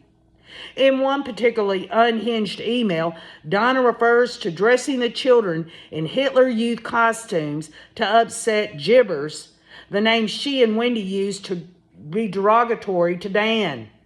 She advised Wendy to tell him, "You wanted me in Tallahassee, my children to fit into this Bible Belt." Donna even documented to Wendy how the family was prepared to offer Dan $1 million to allow Wendy to move to South Florida, using a split of funds between Wendy herself, her parents, and her brother Charlie. After 18 months of trying to settle, Dan and Wendy were granted a divorce without a trial in July of 2013. As the documents showed, Dan and Wendy had 50-50 custody of the children. A lump sum of $120,000 was allocated to Wendy in addition to the funds that she had already taken. And Dan was also to pay $841 a month for child support. There continued to be unresolved conflict over MARKEL'S family heirlooms that Wendy had never returned to Dan, as well as Dan's discovery that he believed Wendy had failed to disclose the true sum of her funds as required by the court. Also, Wendy's desire to move to Miami remained an ongoing theme. The children told Dan that Donna had been bad-mouthing him and calling him stupid. Dan got fed up and put his foot down. In March of 2014, Dan filed a motion to prevent Donna from having unsupervised time with his sons to protect them from disparaging comments about their father. This was another ugly and stressful period. A court hearing was scheduled to occur in 2014 to address these issues, but that hearing was delayed and ultimately would never happen. Dan would be murdered before it could. The marital settlement agreement, dated July 30th of 2013, signed by both Dan and Wendy, discussed various parenting provisions and made clear that no such disparagement or alienation would be acceptable. Dan's motion included references to this, stating, Section 2.1e of the MSA requires in pertinent part that neither party shall at any time disparage, criticize, belittle, or otherwise ridicule the other parent in the presence of the minor children. Each party shall instruct the children to love and respect the other parent and shall promote a loving and caring feeling for the other parent. Section 2.1k of the MSA requires in pertinent part that each party shall encourage a feeling of affection between the minor children and the other party. Neither party shall do anything to hamper the natural development of the children's love and respect for the other party. On 3 specific occasions in November of 2013, the children informed Mr. Markel, "Abba, Dad, Grandma says you're stupid." When queried as to why Grandma, the maternal grandmother, would say such a thing, the children replied jointly that it was because she says that you're trying to take her sunshines away from her. In December of 2013, Lincoln, the youngest son, further stated to Mr. Markel in front of his former wife, Abba, Grandma says she hates you. The children were sitting with their grandparents at the time. That the children have heard disparaging statements from their maternal grandmother about their father is especially concerning in light of the fact that As mentioned above, the former wife leaves the children unsupervised with her parents in violation of a court-ordered right of first refusal. She was supposed to call Dan to give him the chance to be with the children prior to hiring a babysitter, but she had not always done so. Mr. Markel is concerned that continued exposure to such negativity forms the foundation for parental alienation. Mr. Markel is puzzled by the maternal grandmother's behavior, as he has been supportive of the children's relationship with the maternal grandparents. Regardless of the rationale, the maternal grandmother's dislike of Mr. Markel must not be displayed in the presence of the children. The former wife is obliged to prevent disparagement of the children's father. The fact that the reports arose after the children spent substantial time with the maternal grandparents, either alone or with the former wife, is circumstantial evidence that the former wife has breached her contractual obligations in this regard. In the meantime, Dan had met a new girlfriend in New York during his monthly consultations with the legal academic community. He fell in love again with a lovely law professor at New York University School of Law.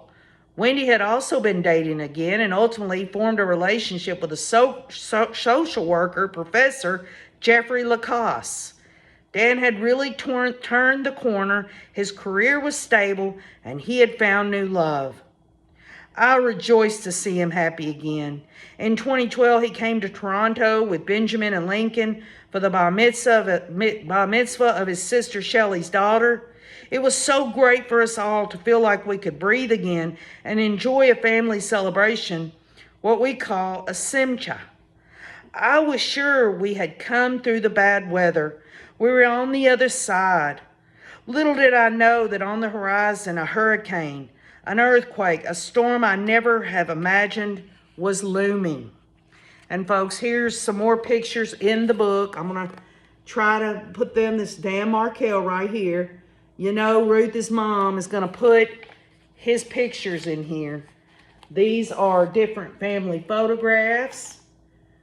Isn't that sweet? Look at that little baby. And here's more of Lincoln and Benjamin there, along with other family members getting together. Everything seemed to be on the up and up and getting better.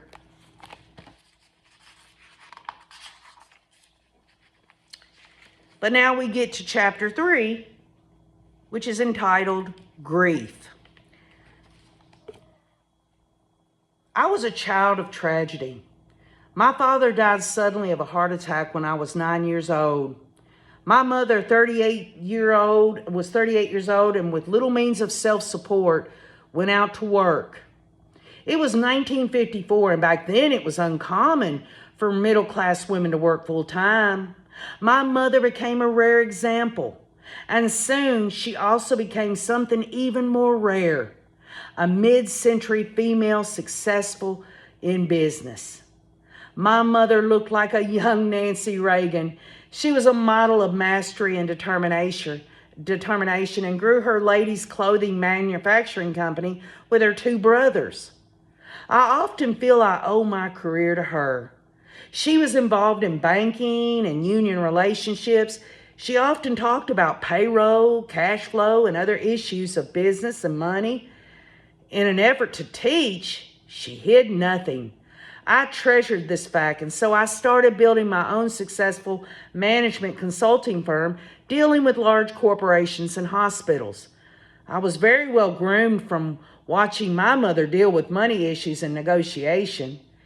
Even in my first career in social work, I had a large private practice and an entrepreneurial mindset. I began to see myself as a second-generation woman executive. I later wrote books on women's advancement and negotiating skills, a career advantage I learned from my mother. When my father died, many family members swooped in to help my mother.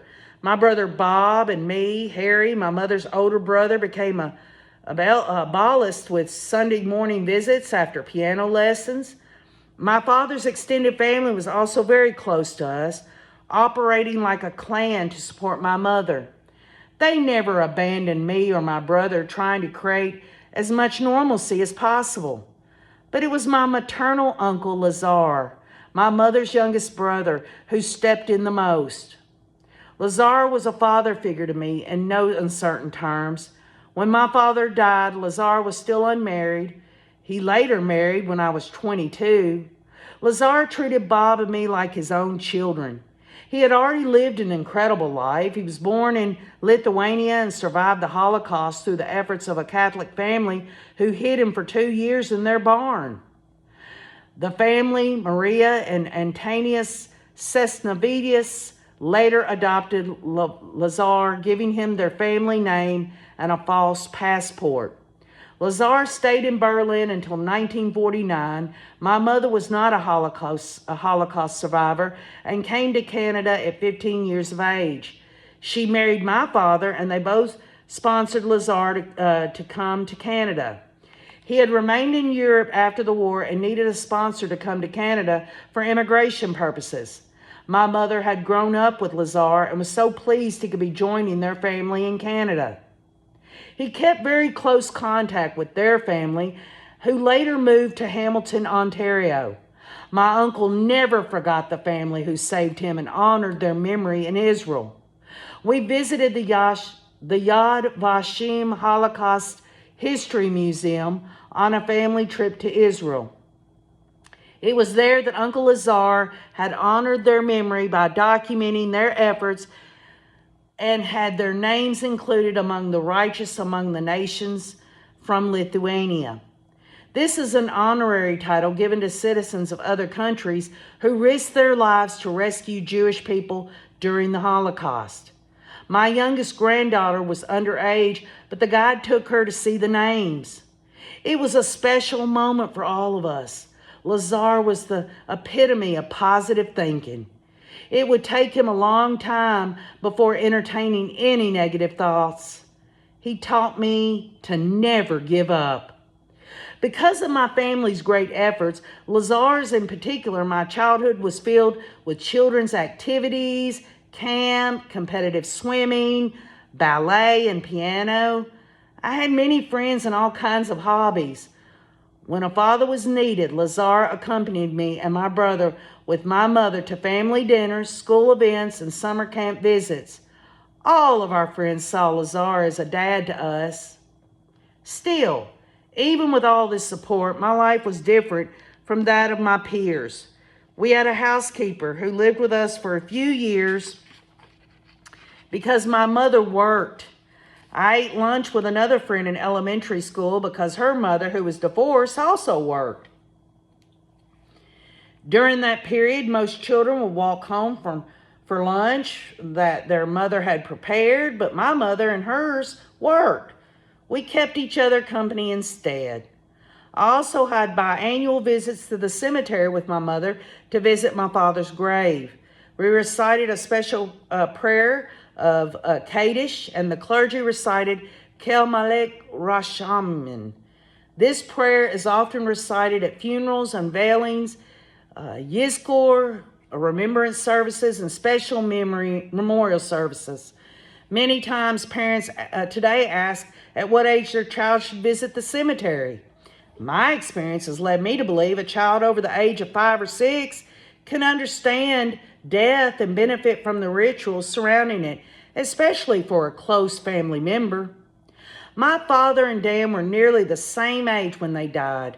My father 42 and my son 41. So now I am both a child and mother of early death. And what has become clear to me through both instances is that while death is grief, it is also work. My life story of early death, which could have prepared me for this experience of sudden death, shock, grief, visiting cemeteries, resilience, and personal strength, was very different from what I experienced with Dan's murder. As an adult, I continued to visit my father's grave with my mother even after I moved away from Montreal to Toronto. What I never thought during these cemetery visits was that I would need them later as a mother. My life is now the center of a tragedy filled with a shooting, the death of my 41-year-old son, steal my youngest child from murder. The trauma is all being relived again due to the criminal justice process and the trials. My life has changed in a way that I will never fully understand. This death, Dan's murder, is incomprehensible and final. The only familiar reality of Dan's death from my previous life is that we again experience Shiva, meaning Jewish mourning for 7 days, rabbi involvement, and cemetery visits. My life is filled again with upheaval, this time being much harder despite the help from people stepping up and offering support. This state of being is permanent and everlasting. So as a mother with a lost son, I have engendered a shift from grief to advocacy. My primary grief is, of course, in losing Dan. But the second arrow of my grief is the subsequent alienation from Dan's 2 young sons, Benjamin and Lincoln, with whom I seek reconciliation.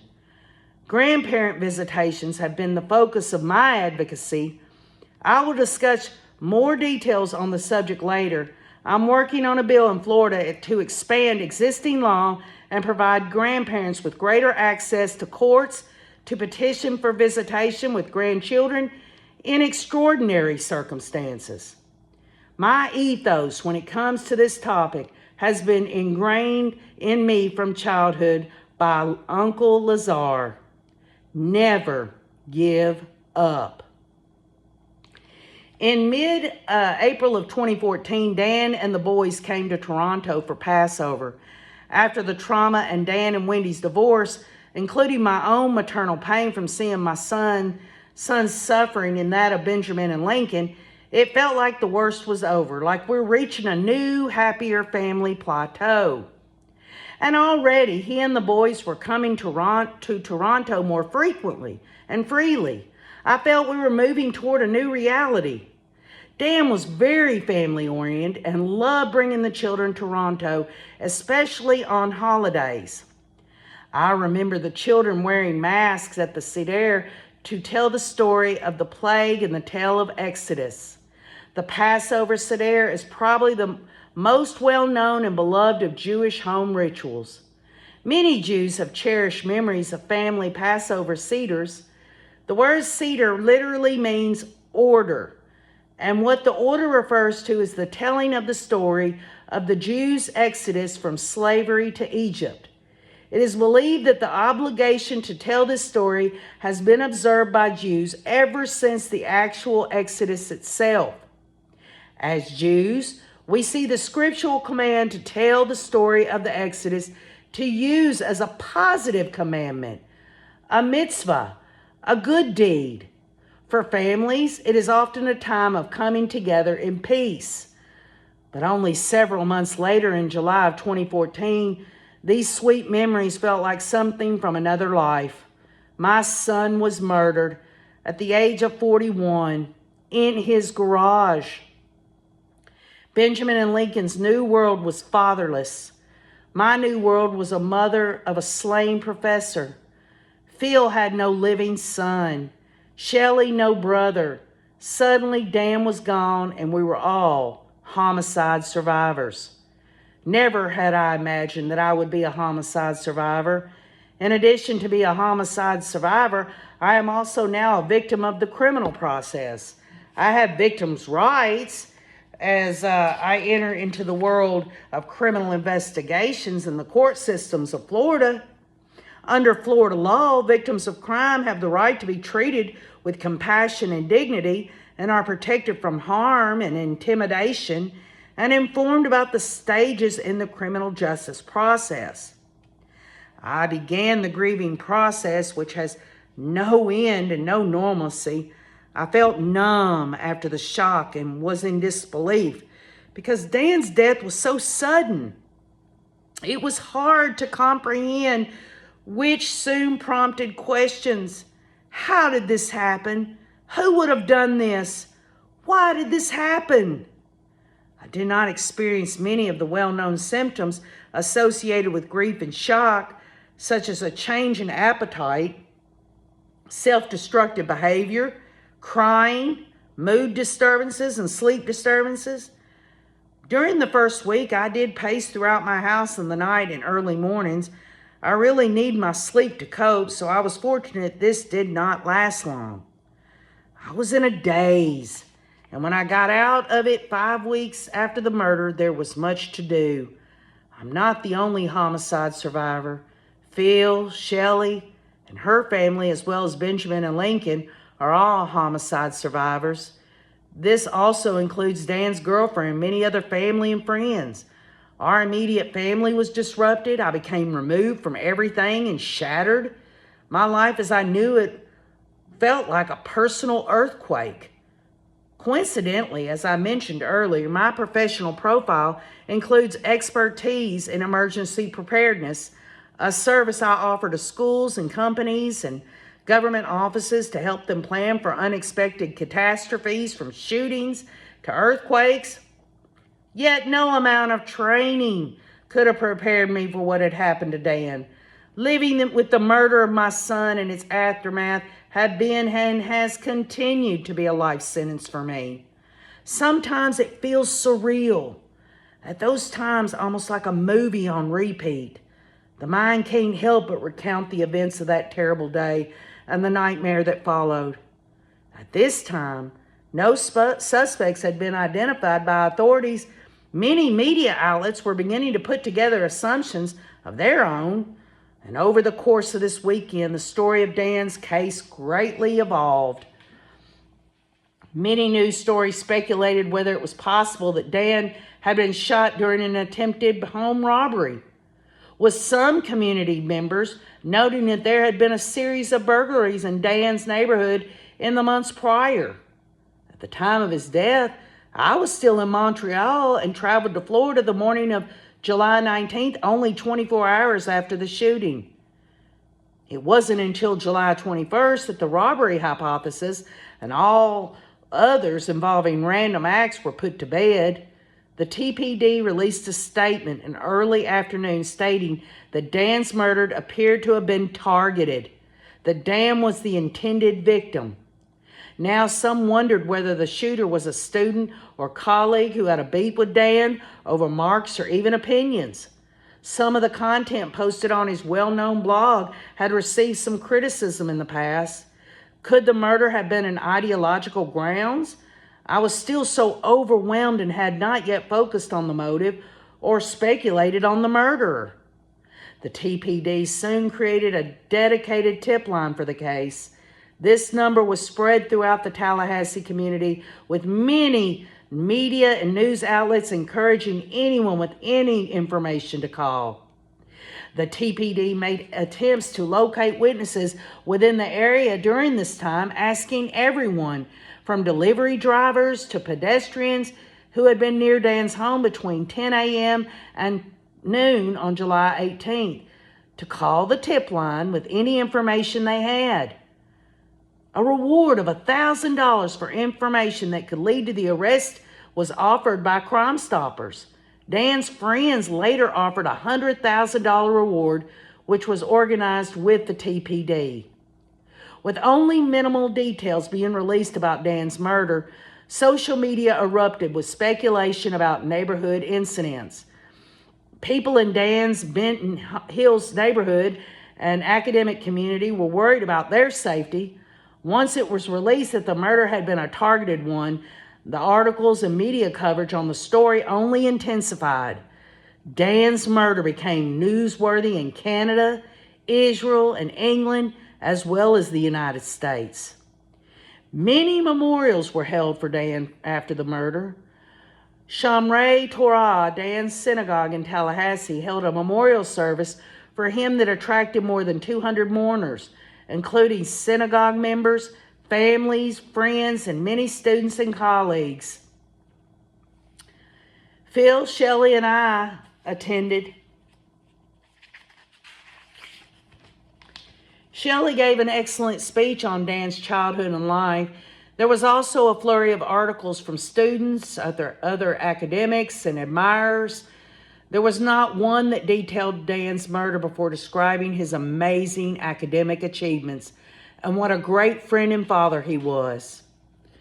Pro's Vlog, the influential blog Dan co-founded, posted a heartfelt entry on July 19th of 2014, which speaks to the stunned confusion we all felt at the time. Quote, "We write this together, all of us as a community. Our friend Dan Markel has been taken from us suddenly and terribly. His law school, the FSU College of Law, will issue an announcement in due time. We do not have all the details, but our understanding is that Dan was shot and killed. Painful as it is to say that, and as little as we know, the early news reports left enough room for speculation that it seemed necessary to say that much. The terrible, senseless nature of his loss makes it all the harder to bear." For another law blog, Above the Law, David Latt wrote, "But Dan was much more than the sum of his resume items. I was one of the students the first year he taught at FSU. He was a fantastic professor. Here is what Professor Michael McCain shared with me. I appreciate you writing on Dan's death. Your story captured the horror of what's going on. Like everyone else, I'm stunned and shocked and desperately trying to figure out how this could have happened. I've known Dan for almost 10 years, and we were co-authoring a forthcoming sports law article in the Harvard J of Sports and Entertainment Law. Thank you for writing about him and bringing national attention to his life. He was a remarkable guy and a true pioneer in both the legal academic and the biosphere. His legacy will only grow as more and more legal commentary takes place online rather than in print." I often think of this last phone call with Dan on that Friday morning in 2014, just minutes before he was shot. He was coming back from the gym. I was in Montreal. We had a normal talk, as usual, covering the boys and the weekend plans and a bit of this and that. I often think that there was some luck in him being on the phone with someone else, not me, when the bullet hit. If I had actually heard my son being murdered, I don't know if I could have come back from that. Then again, if you told me before that fateful day that Dan would be murdered and that I'd have to go on living, I would have thought that impossible too, totally beyond me. Prior to that Friday morning, murder was not a word in my personal framework. In the early days and months after Dan's death, I felt like a woman outside her own body in a daze and numb. This immediate grieving experience was then over subsequent months and years replaced with the torture of waiting for information, arrests, hearings, trial dates, and the verdicts. It has now been 7 years of this roller coaster lifestyle as the mother of a murdered son whose case remains legally unresolved, of this life of navigating the justice system, of needing to do things like see my son's murderers in court and hear how bullets entered my son's brain. The fallout has been emotional exhaustion. Had it not been for those who stepped up and offered my family unbelievable amounts of support, I don't know where we'd be today. There are no words in the English language describing a person who has lost a child. We have words for widow, widower, and orphan, but none for a parent who has outlived their son or their daughter. Life's progression comes to a stop when you lose a child. It feels like nothing is happening as it should, and everything is flipped upside down. Compound this hell with that of a murder as a cause of death, and the emotional shock turns to horror. I often think that I've been sentenced for life, that Dan's murder is also my life sentence. A void-like landscape of traumatic flashbacks, anguish, and prolonged anxiety. My hope is that things will get better when justice prevails. In the case of Dan, this has not happened yet. My experience with trauma continues. Through my trauma, I recognize that all family members, friends, and victims and survivors are in pain and have unique reactions to the circumstances of their loss. One initial common experience shared by all is that your life is shattered. I now have a new identity. I have become known as the murder of a slain professor. Prayers and events and memorials continue all over the world, started by Dan's friends and family and students. The unveiling on April 26 of 2015 was the hardest thing for me to do since the burial of Dan. Similar feelings of intense loss resurfaced from the early days when we found out about the murder. It's like opening up the wound again. I still remember giving birth to Dan and what it was like when he entered the world. He was born big, 9.15 pounds, but he always had an easy temperament. But unlike most babies, Dan didn't sleep in the daytime until he was 3 months old. He woke up at 6 a.m. and stayed up till 7 p.m., almost like an older person with a job to do. He was just so alert, so high energy. These attributes were his enduring signature until the end of his life. He was a person who made life happen. He was very social and had friends all over the world. I always saw so much of Dan and his kids, and Benjamin's inquisitiveness, and in Lincoln, who was a lookalike of Dan. Benjamin was just turning 5 and Lincoln was almost 4 when their father was shot dead. Their loss is surely the greatest. They've lost love, roots, direction, commitment, and dedication. Dan's murder will bring the children lifelong and complex questions. Learning about how and when and where their father was killed will affect their mental life, family life, and well-being. At the time of writing, Benjamin and Lincoln continue to be cut off from their lineage, as they are not able to see me or Phil or any family on Dan's side, neither uncles nor aunts nor cousins, which adds more pain and loss for all of Dan's family and friends. They may not even know the names they were given at birth. During this period, I could not shake the feeling that I was having an out-of-body experience, like I was living some other life, not mine. The chaos felt insurmountable. I cried in private. Around others, I was sometimes numb. After the initial 5-day stay in Tallahassee, we accompanied Dan's body back to Toronto for the funeral, which we had to organize. Then there were subsequent memorials at FSU, Harvard University, Cambridge, New York, Washington, D.C., Phoenix, California, and finally, Israel, where Dan had spent a year studying philosophy. We attended the FSU Memorial in Tallahassee in September of 2014, a major event with speeches, displays, university visits, and dinner. Being busy with all this was, in a way, a welcome distraction. I felt wholly unprepared for the level of loss and grief and chaos I felt inside of me. There's this famous Kubler-Ross model of a grief after the passing of a loved one, which has it coming in emotional stages. First, denial, then anger, then bargaining, then depression, and finally acceptance.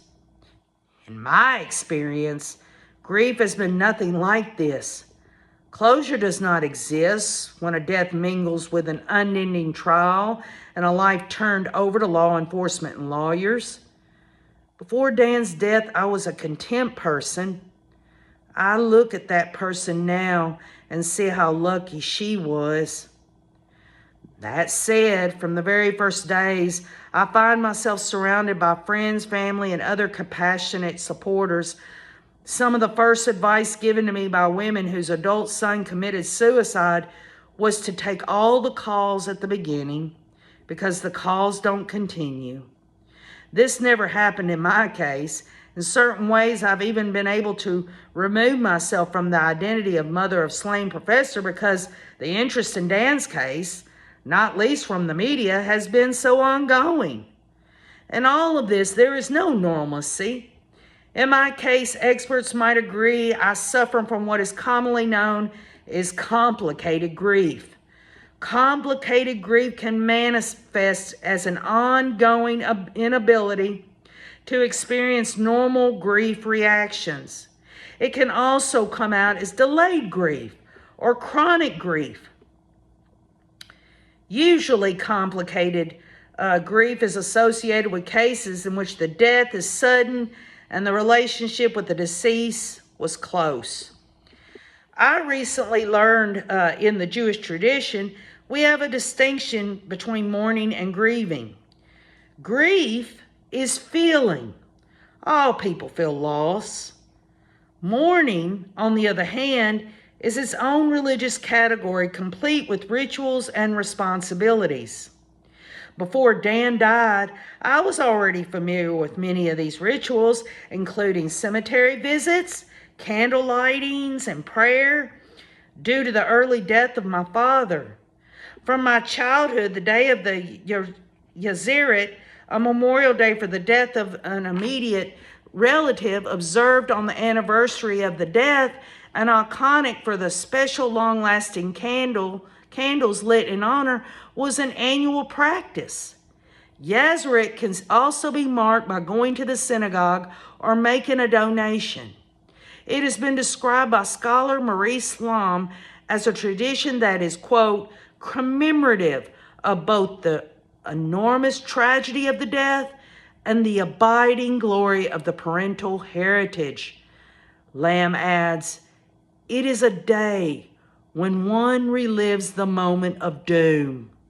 It is a day conditioned by the need to honor one's parent in death as in life. Many also choose to light a Yazeret candle for 25 hours on one of the 4 holidays in which we recite Yizkor. These include Yom Kippur, the Day of Atonement, the harvest festival Sukkot, Passover, and Shavuot, a holiday that commemorates the giving of the Torah at Mount Sinai. I'm not the most observant Jew, but the tradition relating to the death and cemetery have become over the years a huge part of my identity as a Jew and a woman. They've been a comfort to me, especially at family gatherings where the emptiness I feel from the loss of Dan is there even more than usual. And the usual? That's not easy either. In my day-to-day life, people often ask, how many children do you have? I answer by saying I have 5 grandchildren, 3 in Canada and 2 in the United States. For most people, this is enough. In very select situations, such as the medical assessments, I will share about having lost my son to explain a cause of stress. Usually, I wait until the appointment is over to let the person treating me know that my son was murdered, because it's always shocking to everyone. Even today, 7 years later, I'm still often asked impossible questions. What was it like when you got the news? How often do you still cry over Danny? What keeps you from just curling up in the fetal position and never getting out of bed? At first, I was a bit puzzled by my coping mechanisms, numbness over crying, a feeling of being outside of my body over weeping. I thought something was wrong with me. I've since learned that there is neither a right or wrong way to grieve, nor a right or wrong way to feel. You have to find your own path through the ups and downs and hope that your personal ability to cope will bring you strength as close as possible to peace. While Phil and I were getting used to life as the parents of a murder victim, Shelley took control of Dan's finances, her gargantuan task, on behalf of the boys. This was Dan's wish. Death can bring up all kinds of strange issues around money. I still remember when my mother-in-law died, the driver of the car taking us to the cemetery said, "I can't believe you are talking to each other." He explained that often the families he sees are already arguing about money on their way to the burial. With a murder, the burden to sort out finances becomes even more complicated. Breaking the law for money is not new, and people respond to the murder for hire jobs. Within days of Dan's death, when his body was still at the local morgue, TPD searched his office and house for cash, and more importantly, for financial documents that might prove any evidence. They found a life insurance policy, but no will. I told the police I was surprised that we were getting into money as soon after my son's death. There was no burglary or any loan sharks or debt issues in Dan's life. The police explained that following the money trail could still be a very good way to provide solid leads in solving the case. The police knew that Wendy asked about Dan's life insurance just days after his death. This set off alarm bells for investigators. During Dan and Wendy's separation and divorce, there was a lot of disagreement about money. Dan had taken a large life insurance policy around 2012 during the period when he and Wendy were in marriage counseling, and Wendy knew she was the beneficiary. Following the divorce, Dan changed all the policies, pensions, and investments so that Benjamin and Lincoln were the sole and equal beneficiaries. He did not have a will, but most of his assets had specific designations to the children or went to the estate. But the largest amount was the life insurance policy. Shortly after Dan's murder, Wendy was hungry to know who the beneficiaries were and kept on calling the insurance company for exact details. During their search, the TPD found the insurance policy paperwork. They also went through all of Dan's piles of paper at home and in his office. Dan always arranged all his business in piles of paper, which looked like a mess to anyone but him. After the first police search, Shelley and Sam Kimlin, Dan's accountants, combed the house again and found more financial documents. Then came the issue of the estate. While Phil and I went to the funeral home to arrange the transportation of Dan's body back to Toronto, Shelley began interviewing Florida estate lawyers. The law faculty at FSU were very helpful to us and Shelley in these first few days. Manuel Utset, the assistant dean, Dave Markel, and the university's human resource department helped us navigate all Dan's holdings connected to the university, including his pension, health benefits, and insurance. The dean even canceled a major trip to be available for anything regarding Dan's case.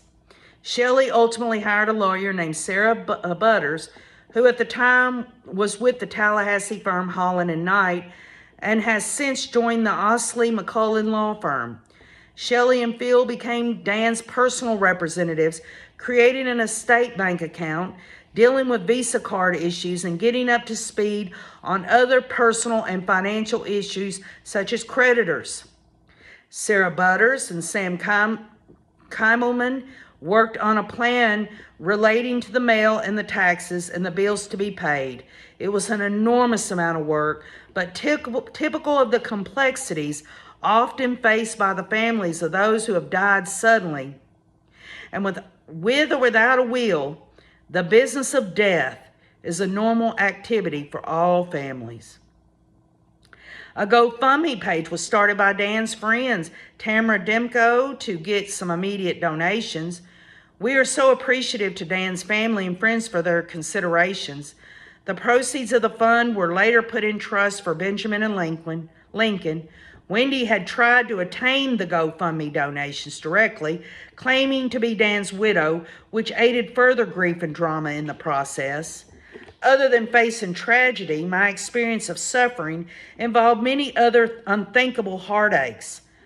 One trauma was cleaning out my adult son's home and office.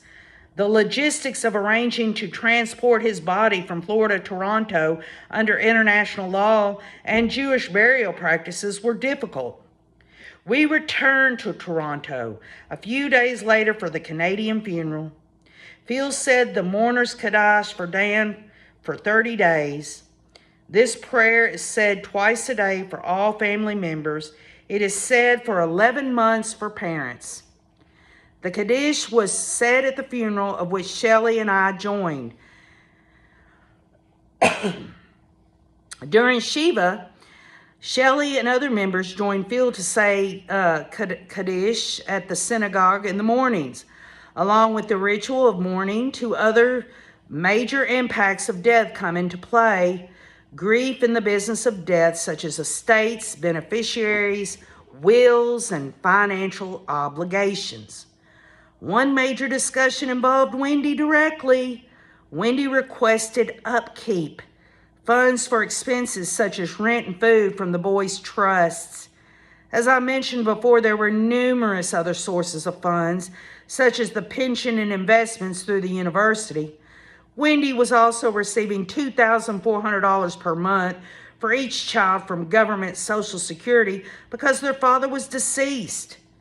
Wendy also was entitled to take over the ownership of the house at Trescott where Dan had lived, but almost symbolically, a few months after Dan's death, a tree fell on the roof, causing major damage. Y'all, that's interesting because when Wendy went to the crime scene an hour after Dan was murdered, and she saw that tape and everything, the police tape, she said, well, I just thought a tree might be down. And here it is, y'all. It came true for a Wendy girl, didn't it?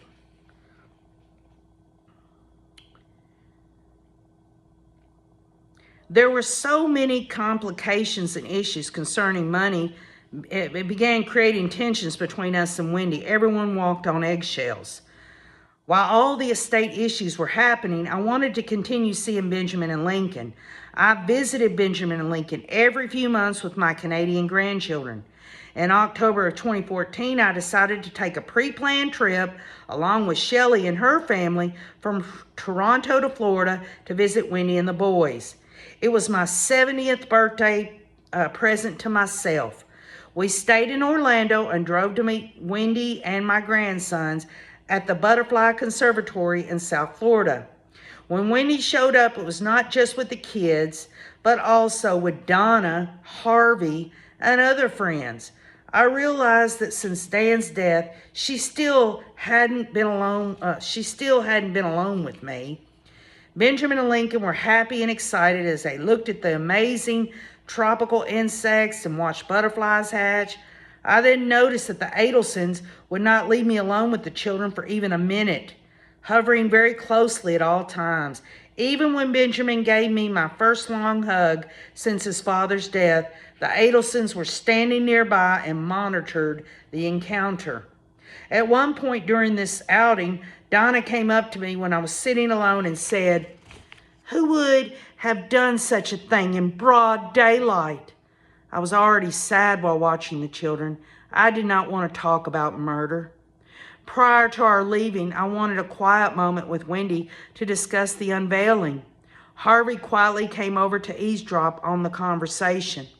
Wendy had not attended the funeral in Toronto, and I felt that I wanted to give her and our grandsons an opportunity to attend the unveiling. We then said our goodbyes, and I returned to Orlando with Shelley and her kids. I was feeling strange and uncomfortable. It was hard for me to say goodbye. With all this going on, another complication had emerged from the emergency response to the 911 call put in by Dan's neighbor, James Geiger, after the shooting. After James heard a shot, he called 911. There is a full record of this 911 call. James had walked over to the driveway and discovered Dan in a pool of blood. To the 911 dispatcher, he emphasized, "You need to send an ambulance in a hurry. He is still alive. He is still moving." James was very distraught about how long it took for an ambulance to arrive. 19 minutes. The neighbor was a force in expressing the frustration with EMS. Soon, the media in Tallahassee brought major attention to the long ambulance wait. And there were many criticisms piled on the Consolidated Dispatch Agency, the company in charge of sending the ambulances out. An advisor informed us that we had a fiduciary responsibility to Benjamin and Lincoln to sue the agency. On the recommendations of some of Dan's colleagues, we hired Eric Mason as our lawyer in the case. It took over a year to reach a settlement with the CDA.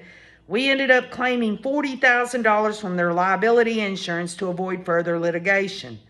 The money was paid into Benjamin and Lincoln's trust. Besides my grief over the loss of Dan, I was very concerned that not only was Shelley's life disrupted by losing her brother, but she was also burdened with all the financial complications. In the division of labor we had set up following Dan's murder, it was Shelley who had assumed the stress and annoyances of dealing with the financial arrangements, that she was designated as the custodian of his funds. This was not easy. The administrative responsibility alone was emotionally taxing. Shelley had a full plate as a mother of 3 children, Michael, who was 14 at the time, Ari, then 11, and Ronnie, then 8. Shelley was also very active in the Jewish community, graduated in law, and earned an MBA. Ian originally worked as a lawyer, but later became a business executive. Shelley and the family have been very blessed with Ian's contributions as well. So for Shelley, the burden is still ongoing. Every year, she needs to deal with financial, tax, and estate matters. Shelley will also need to handle Benjamin and Lincoln's trusts. Her husband, Ian, has been a great support through all of this. My first degree as a master's in social work, over my career, I have worked with families who have lost children, usually to illness like cancer. Bereavement of a death of a child is long-term. Now it was my turn to face major loss, and I wondered if I had the strength to use any of the methods I'd studied and taught and apply them to myself in my own community. In Toronto, I'd always been Ruth Markel, a successful businesswoman and author. Now I was Ruth Markel, whose son was killed in his garage from a gunshot to his brain.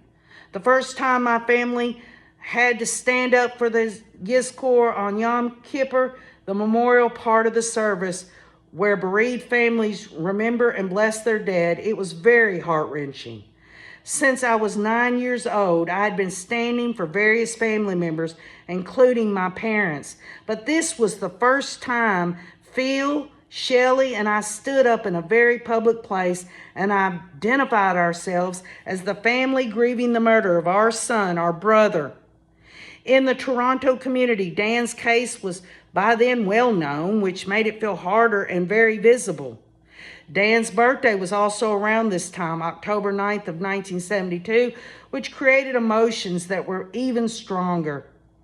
I was coming out of my initial state of numbness into reality and now encountering some of the deepest feelings of sadness I had ever known. My experience was no longer out of body. This period was the beginning of my realistic grief journey. There was no tombstone yet that I had already started frequently visiting the cemetery.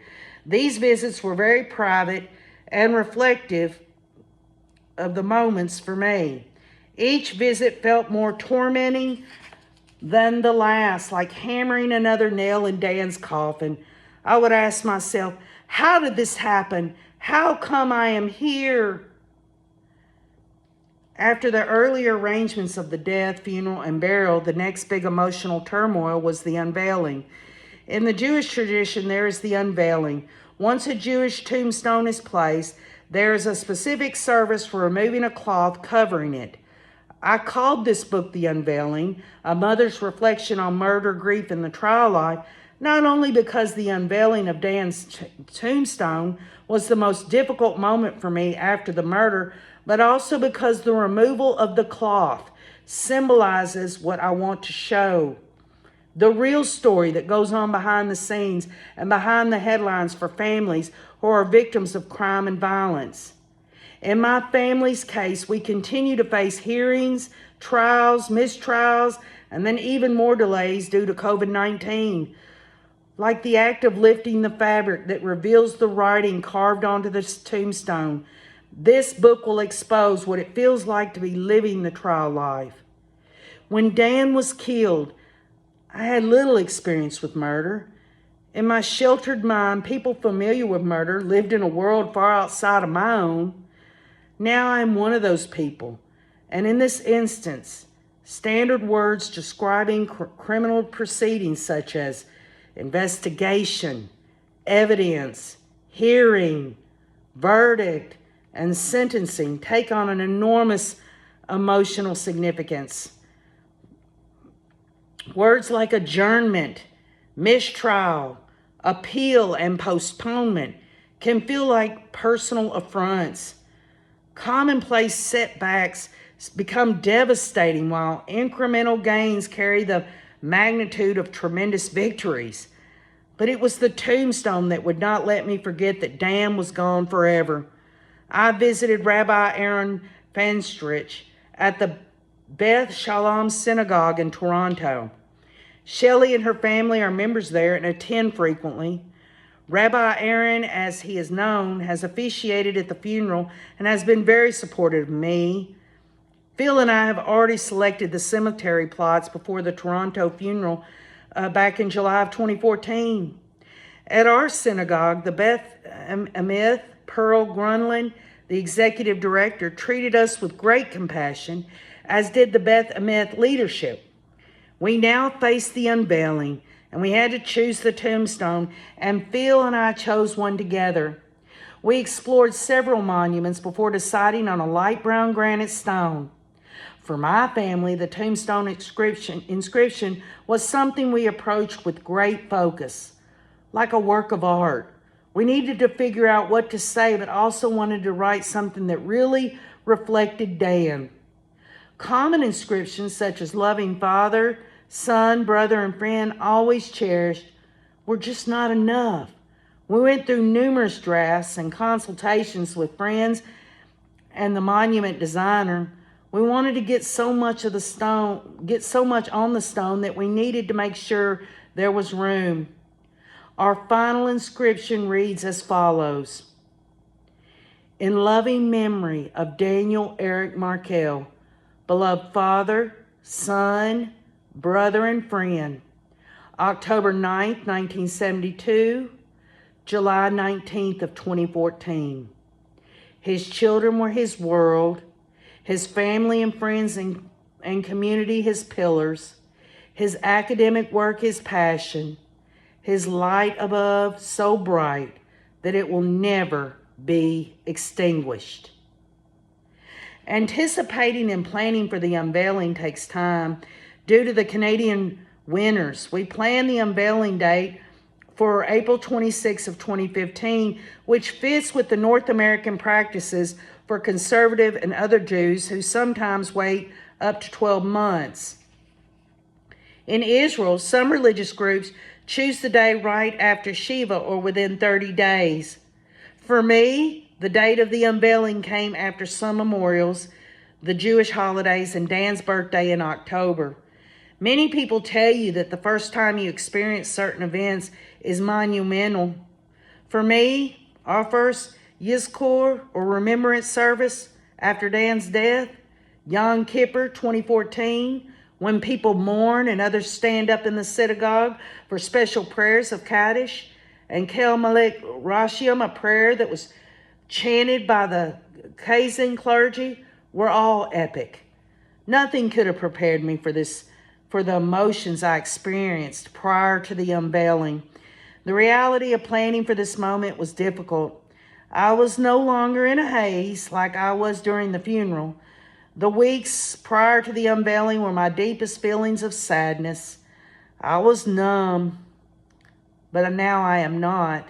Selecting the actual tombstone brought me back from my outer body experience. It took a few months for the tombstone to be ready. Once it arrived and was set in place, I went back to the cemetery numerous times to get used to the monument, to break down my fear. I felt I needed to practice seeing the tombstone covering Dan before the unveiling. I was an emotional wreck. I've always felt that as a woman, I'm well endowed with coping skills, but I had never been challenged like this before. On one of my visits to the cemetery, my friend Arthur, I placed small rocks at the head of the tombstone, which is a Jewish tradition, a custom more than a law. This tradition was well described in a Sun Sentinel article by Rabbi Mark Gelman and Monsignor Thomas Hartman on September 15th of 2018. Quote, placing pebbles on a tombstone is widely practiced for relatively the same reasons that headstones are placed. From the time Jacob set a stone at the burial place of his beloved wife Rachel on the road to Ephrath, Bethlehem, Genesis chapter 35, verse 20. Since then, setting stones over grave, in Hebrew they are called mazavot, have been a custom revered by Jews. The stone is a sign that the living remember the dead. The pebbles on the stone are like the stone itself. They are signs that this is a pious family who visits the grave of their loved one, unquote. On these visits, the fabric cover still hid the tombstone. Of course, I knew that what lay beneath that cloth, but I wasn't prepared for the reaction I'd have when the cover was removed. In the meantime, I'd made myself very busy in planning for the unveiling ceremony. Friends helped a lot. Harvey Silver, another friend, had already taken me to see the rabbi, the caterer, the synagogue event planner. It is customary to serve refreshments after an unveiling, and the event is usually held at the house of one of the mourners. We decided to hold the event at our synagogue. My 97-year-old Uncle Lazar had died in October of 2014, barely 3 months after Dan died. There had just been so much trauma. Maybe this was why I wanted the event at the synagogue, so Dan's friends and family could share this tradition together.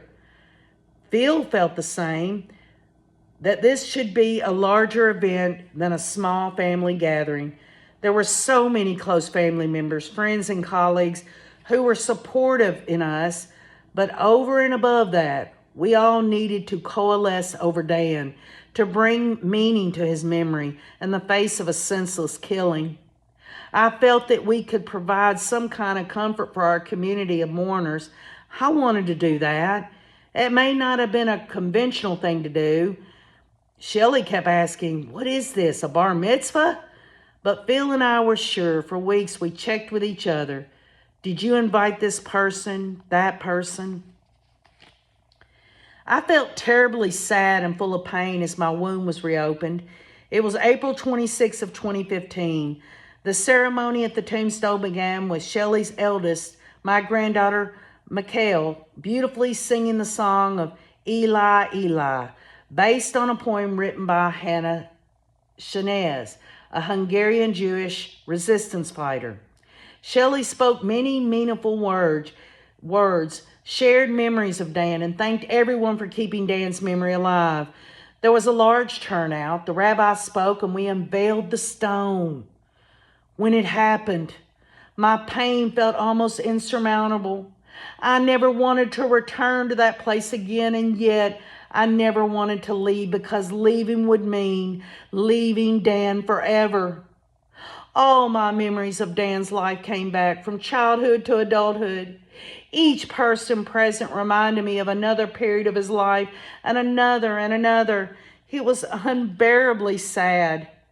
I always had an honest relationship with Dan, and I knew that day that I would often return to visit him here in the years to come. Returning to visit him at the cemetery is my solace. It is where I would share the progress and accomplishments of his young sons, Benjamin and Lincoln, and report to him the difficult discoveries that will emerge over the course of the investigation into his murder. What I did not know on that day of the unveiling was just how soon I would be back at this solemn spot to give Dan bad news about his children and his ex-wife. After the trauma of the graveside unveiling, the post-unveiling service at the synagogue was meaningful, as the synagogue was well attended. In the end, the event that I planned resulted in a packed house. Dan's friends came in from Tallahassee. His childhood friends from Toronto were there, plus family from Montreal in the States. Many of the guests were pale and flushed, with lots of tears and tissues as we shared a common sorrow.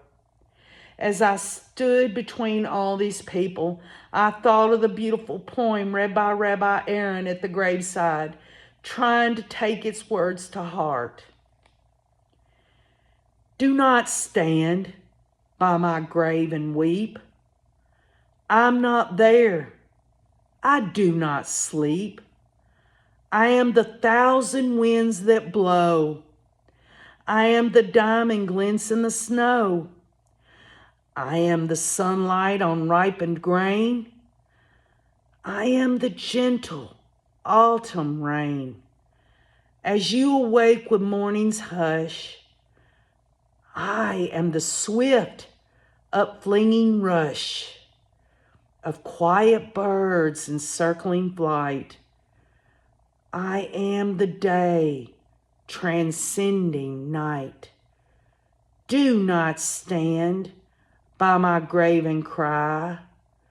I am not there. I did not die. So that is 3 chapters so far in this book. Leave your comments. Tell me what you think. Again, I apologize. There's a lot of Jewish lingo in this book. And, of course, my tongue gets a little tied, being the Southern girl I am. But, again, I'm just trying to get us all into this mindset of what a victim's family member, Ruth Markel, how she was feeling and thinking.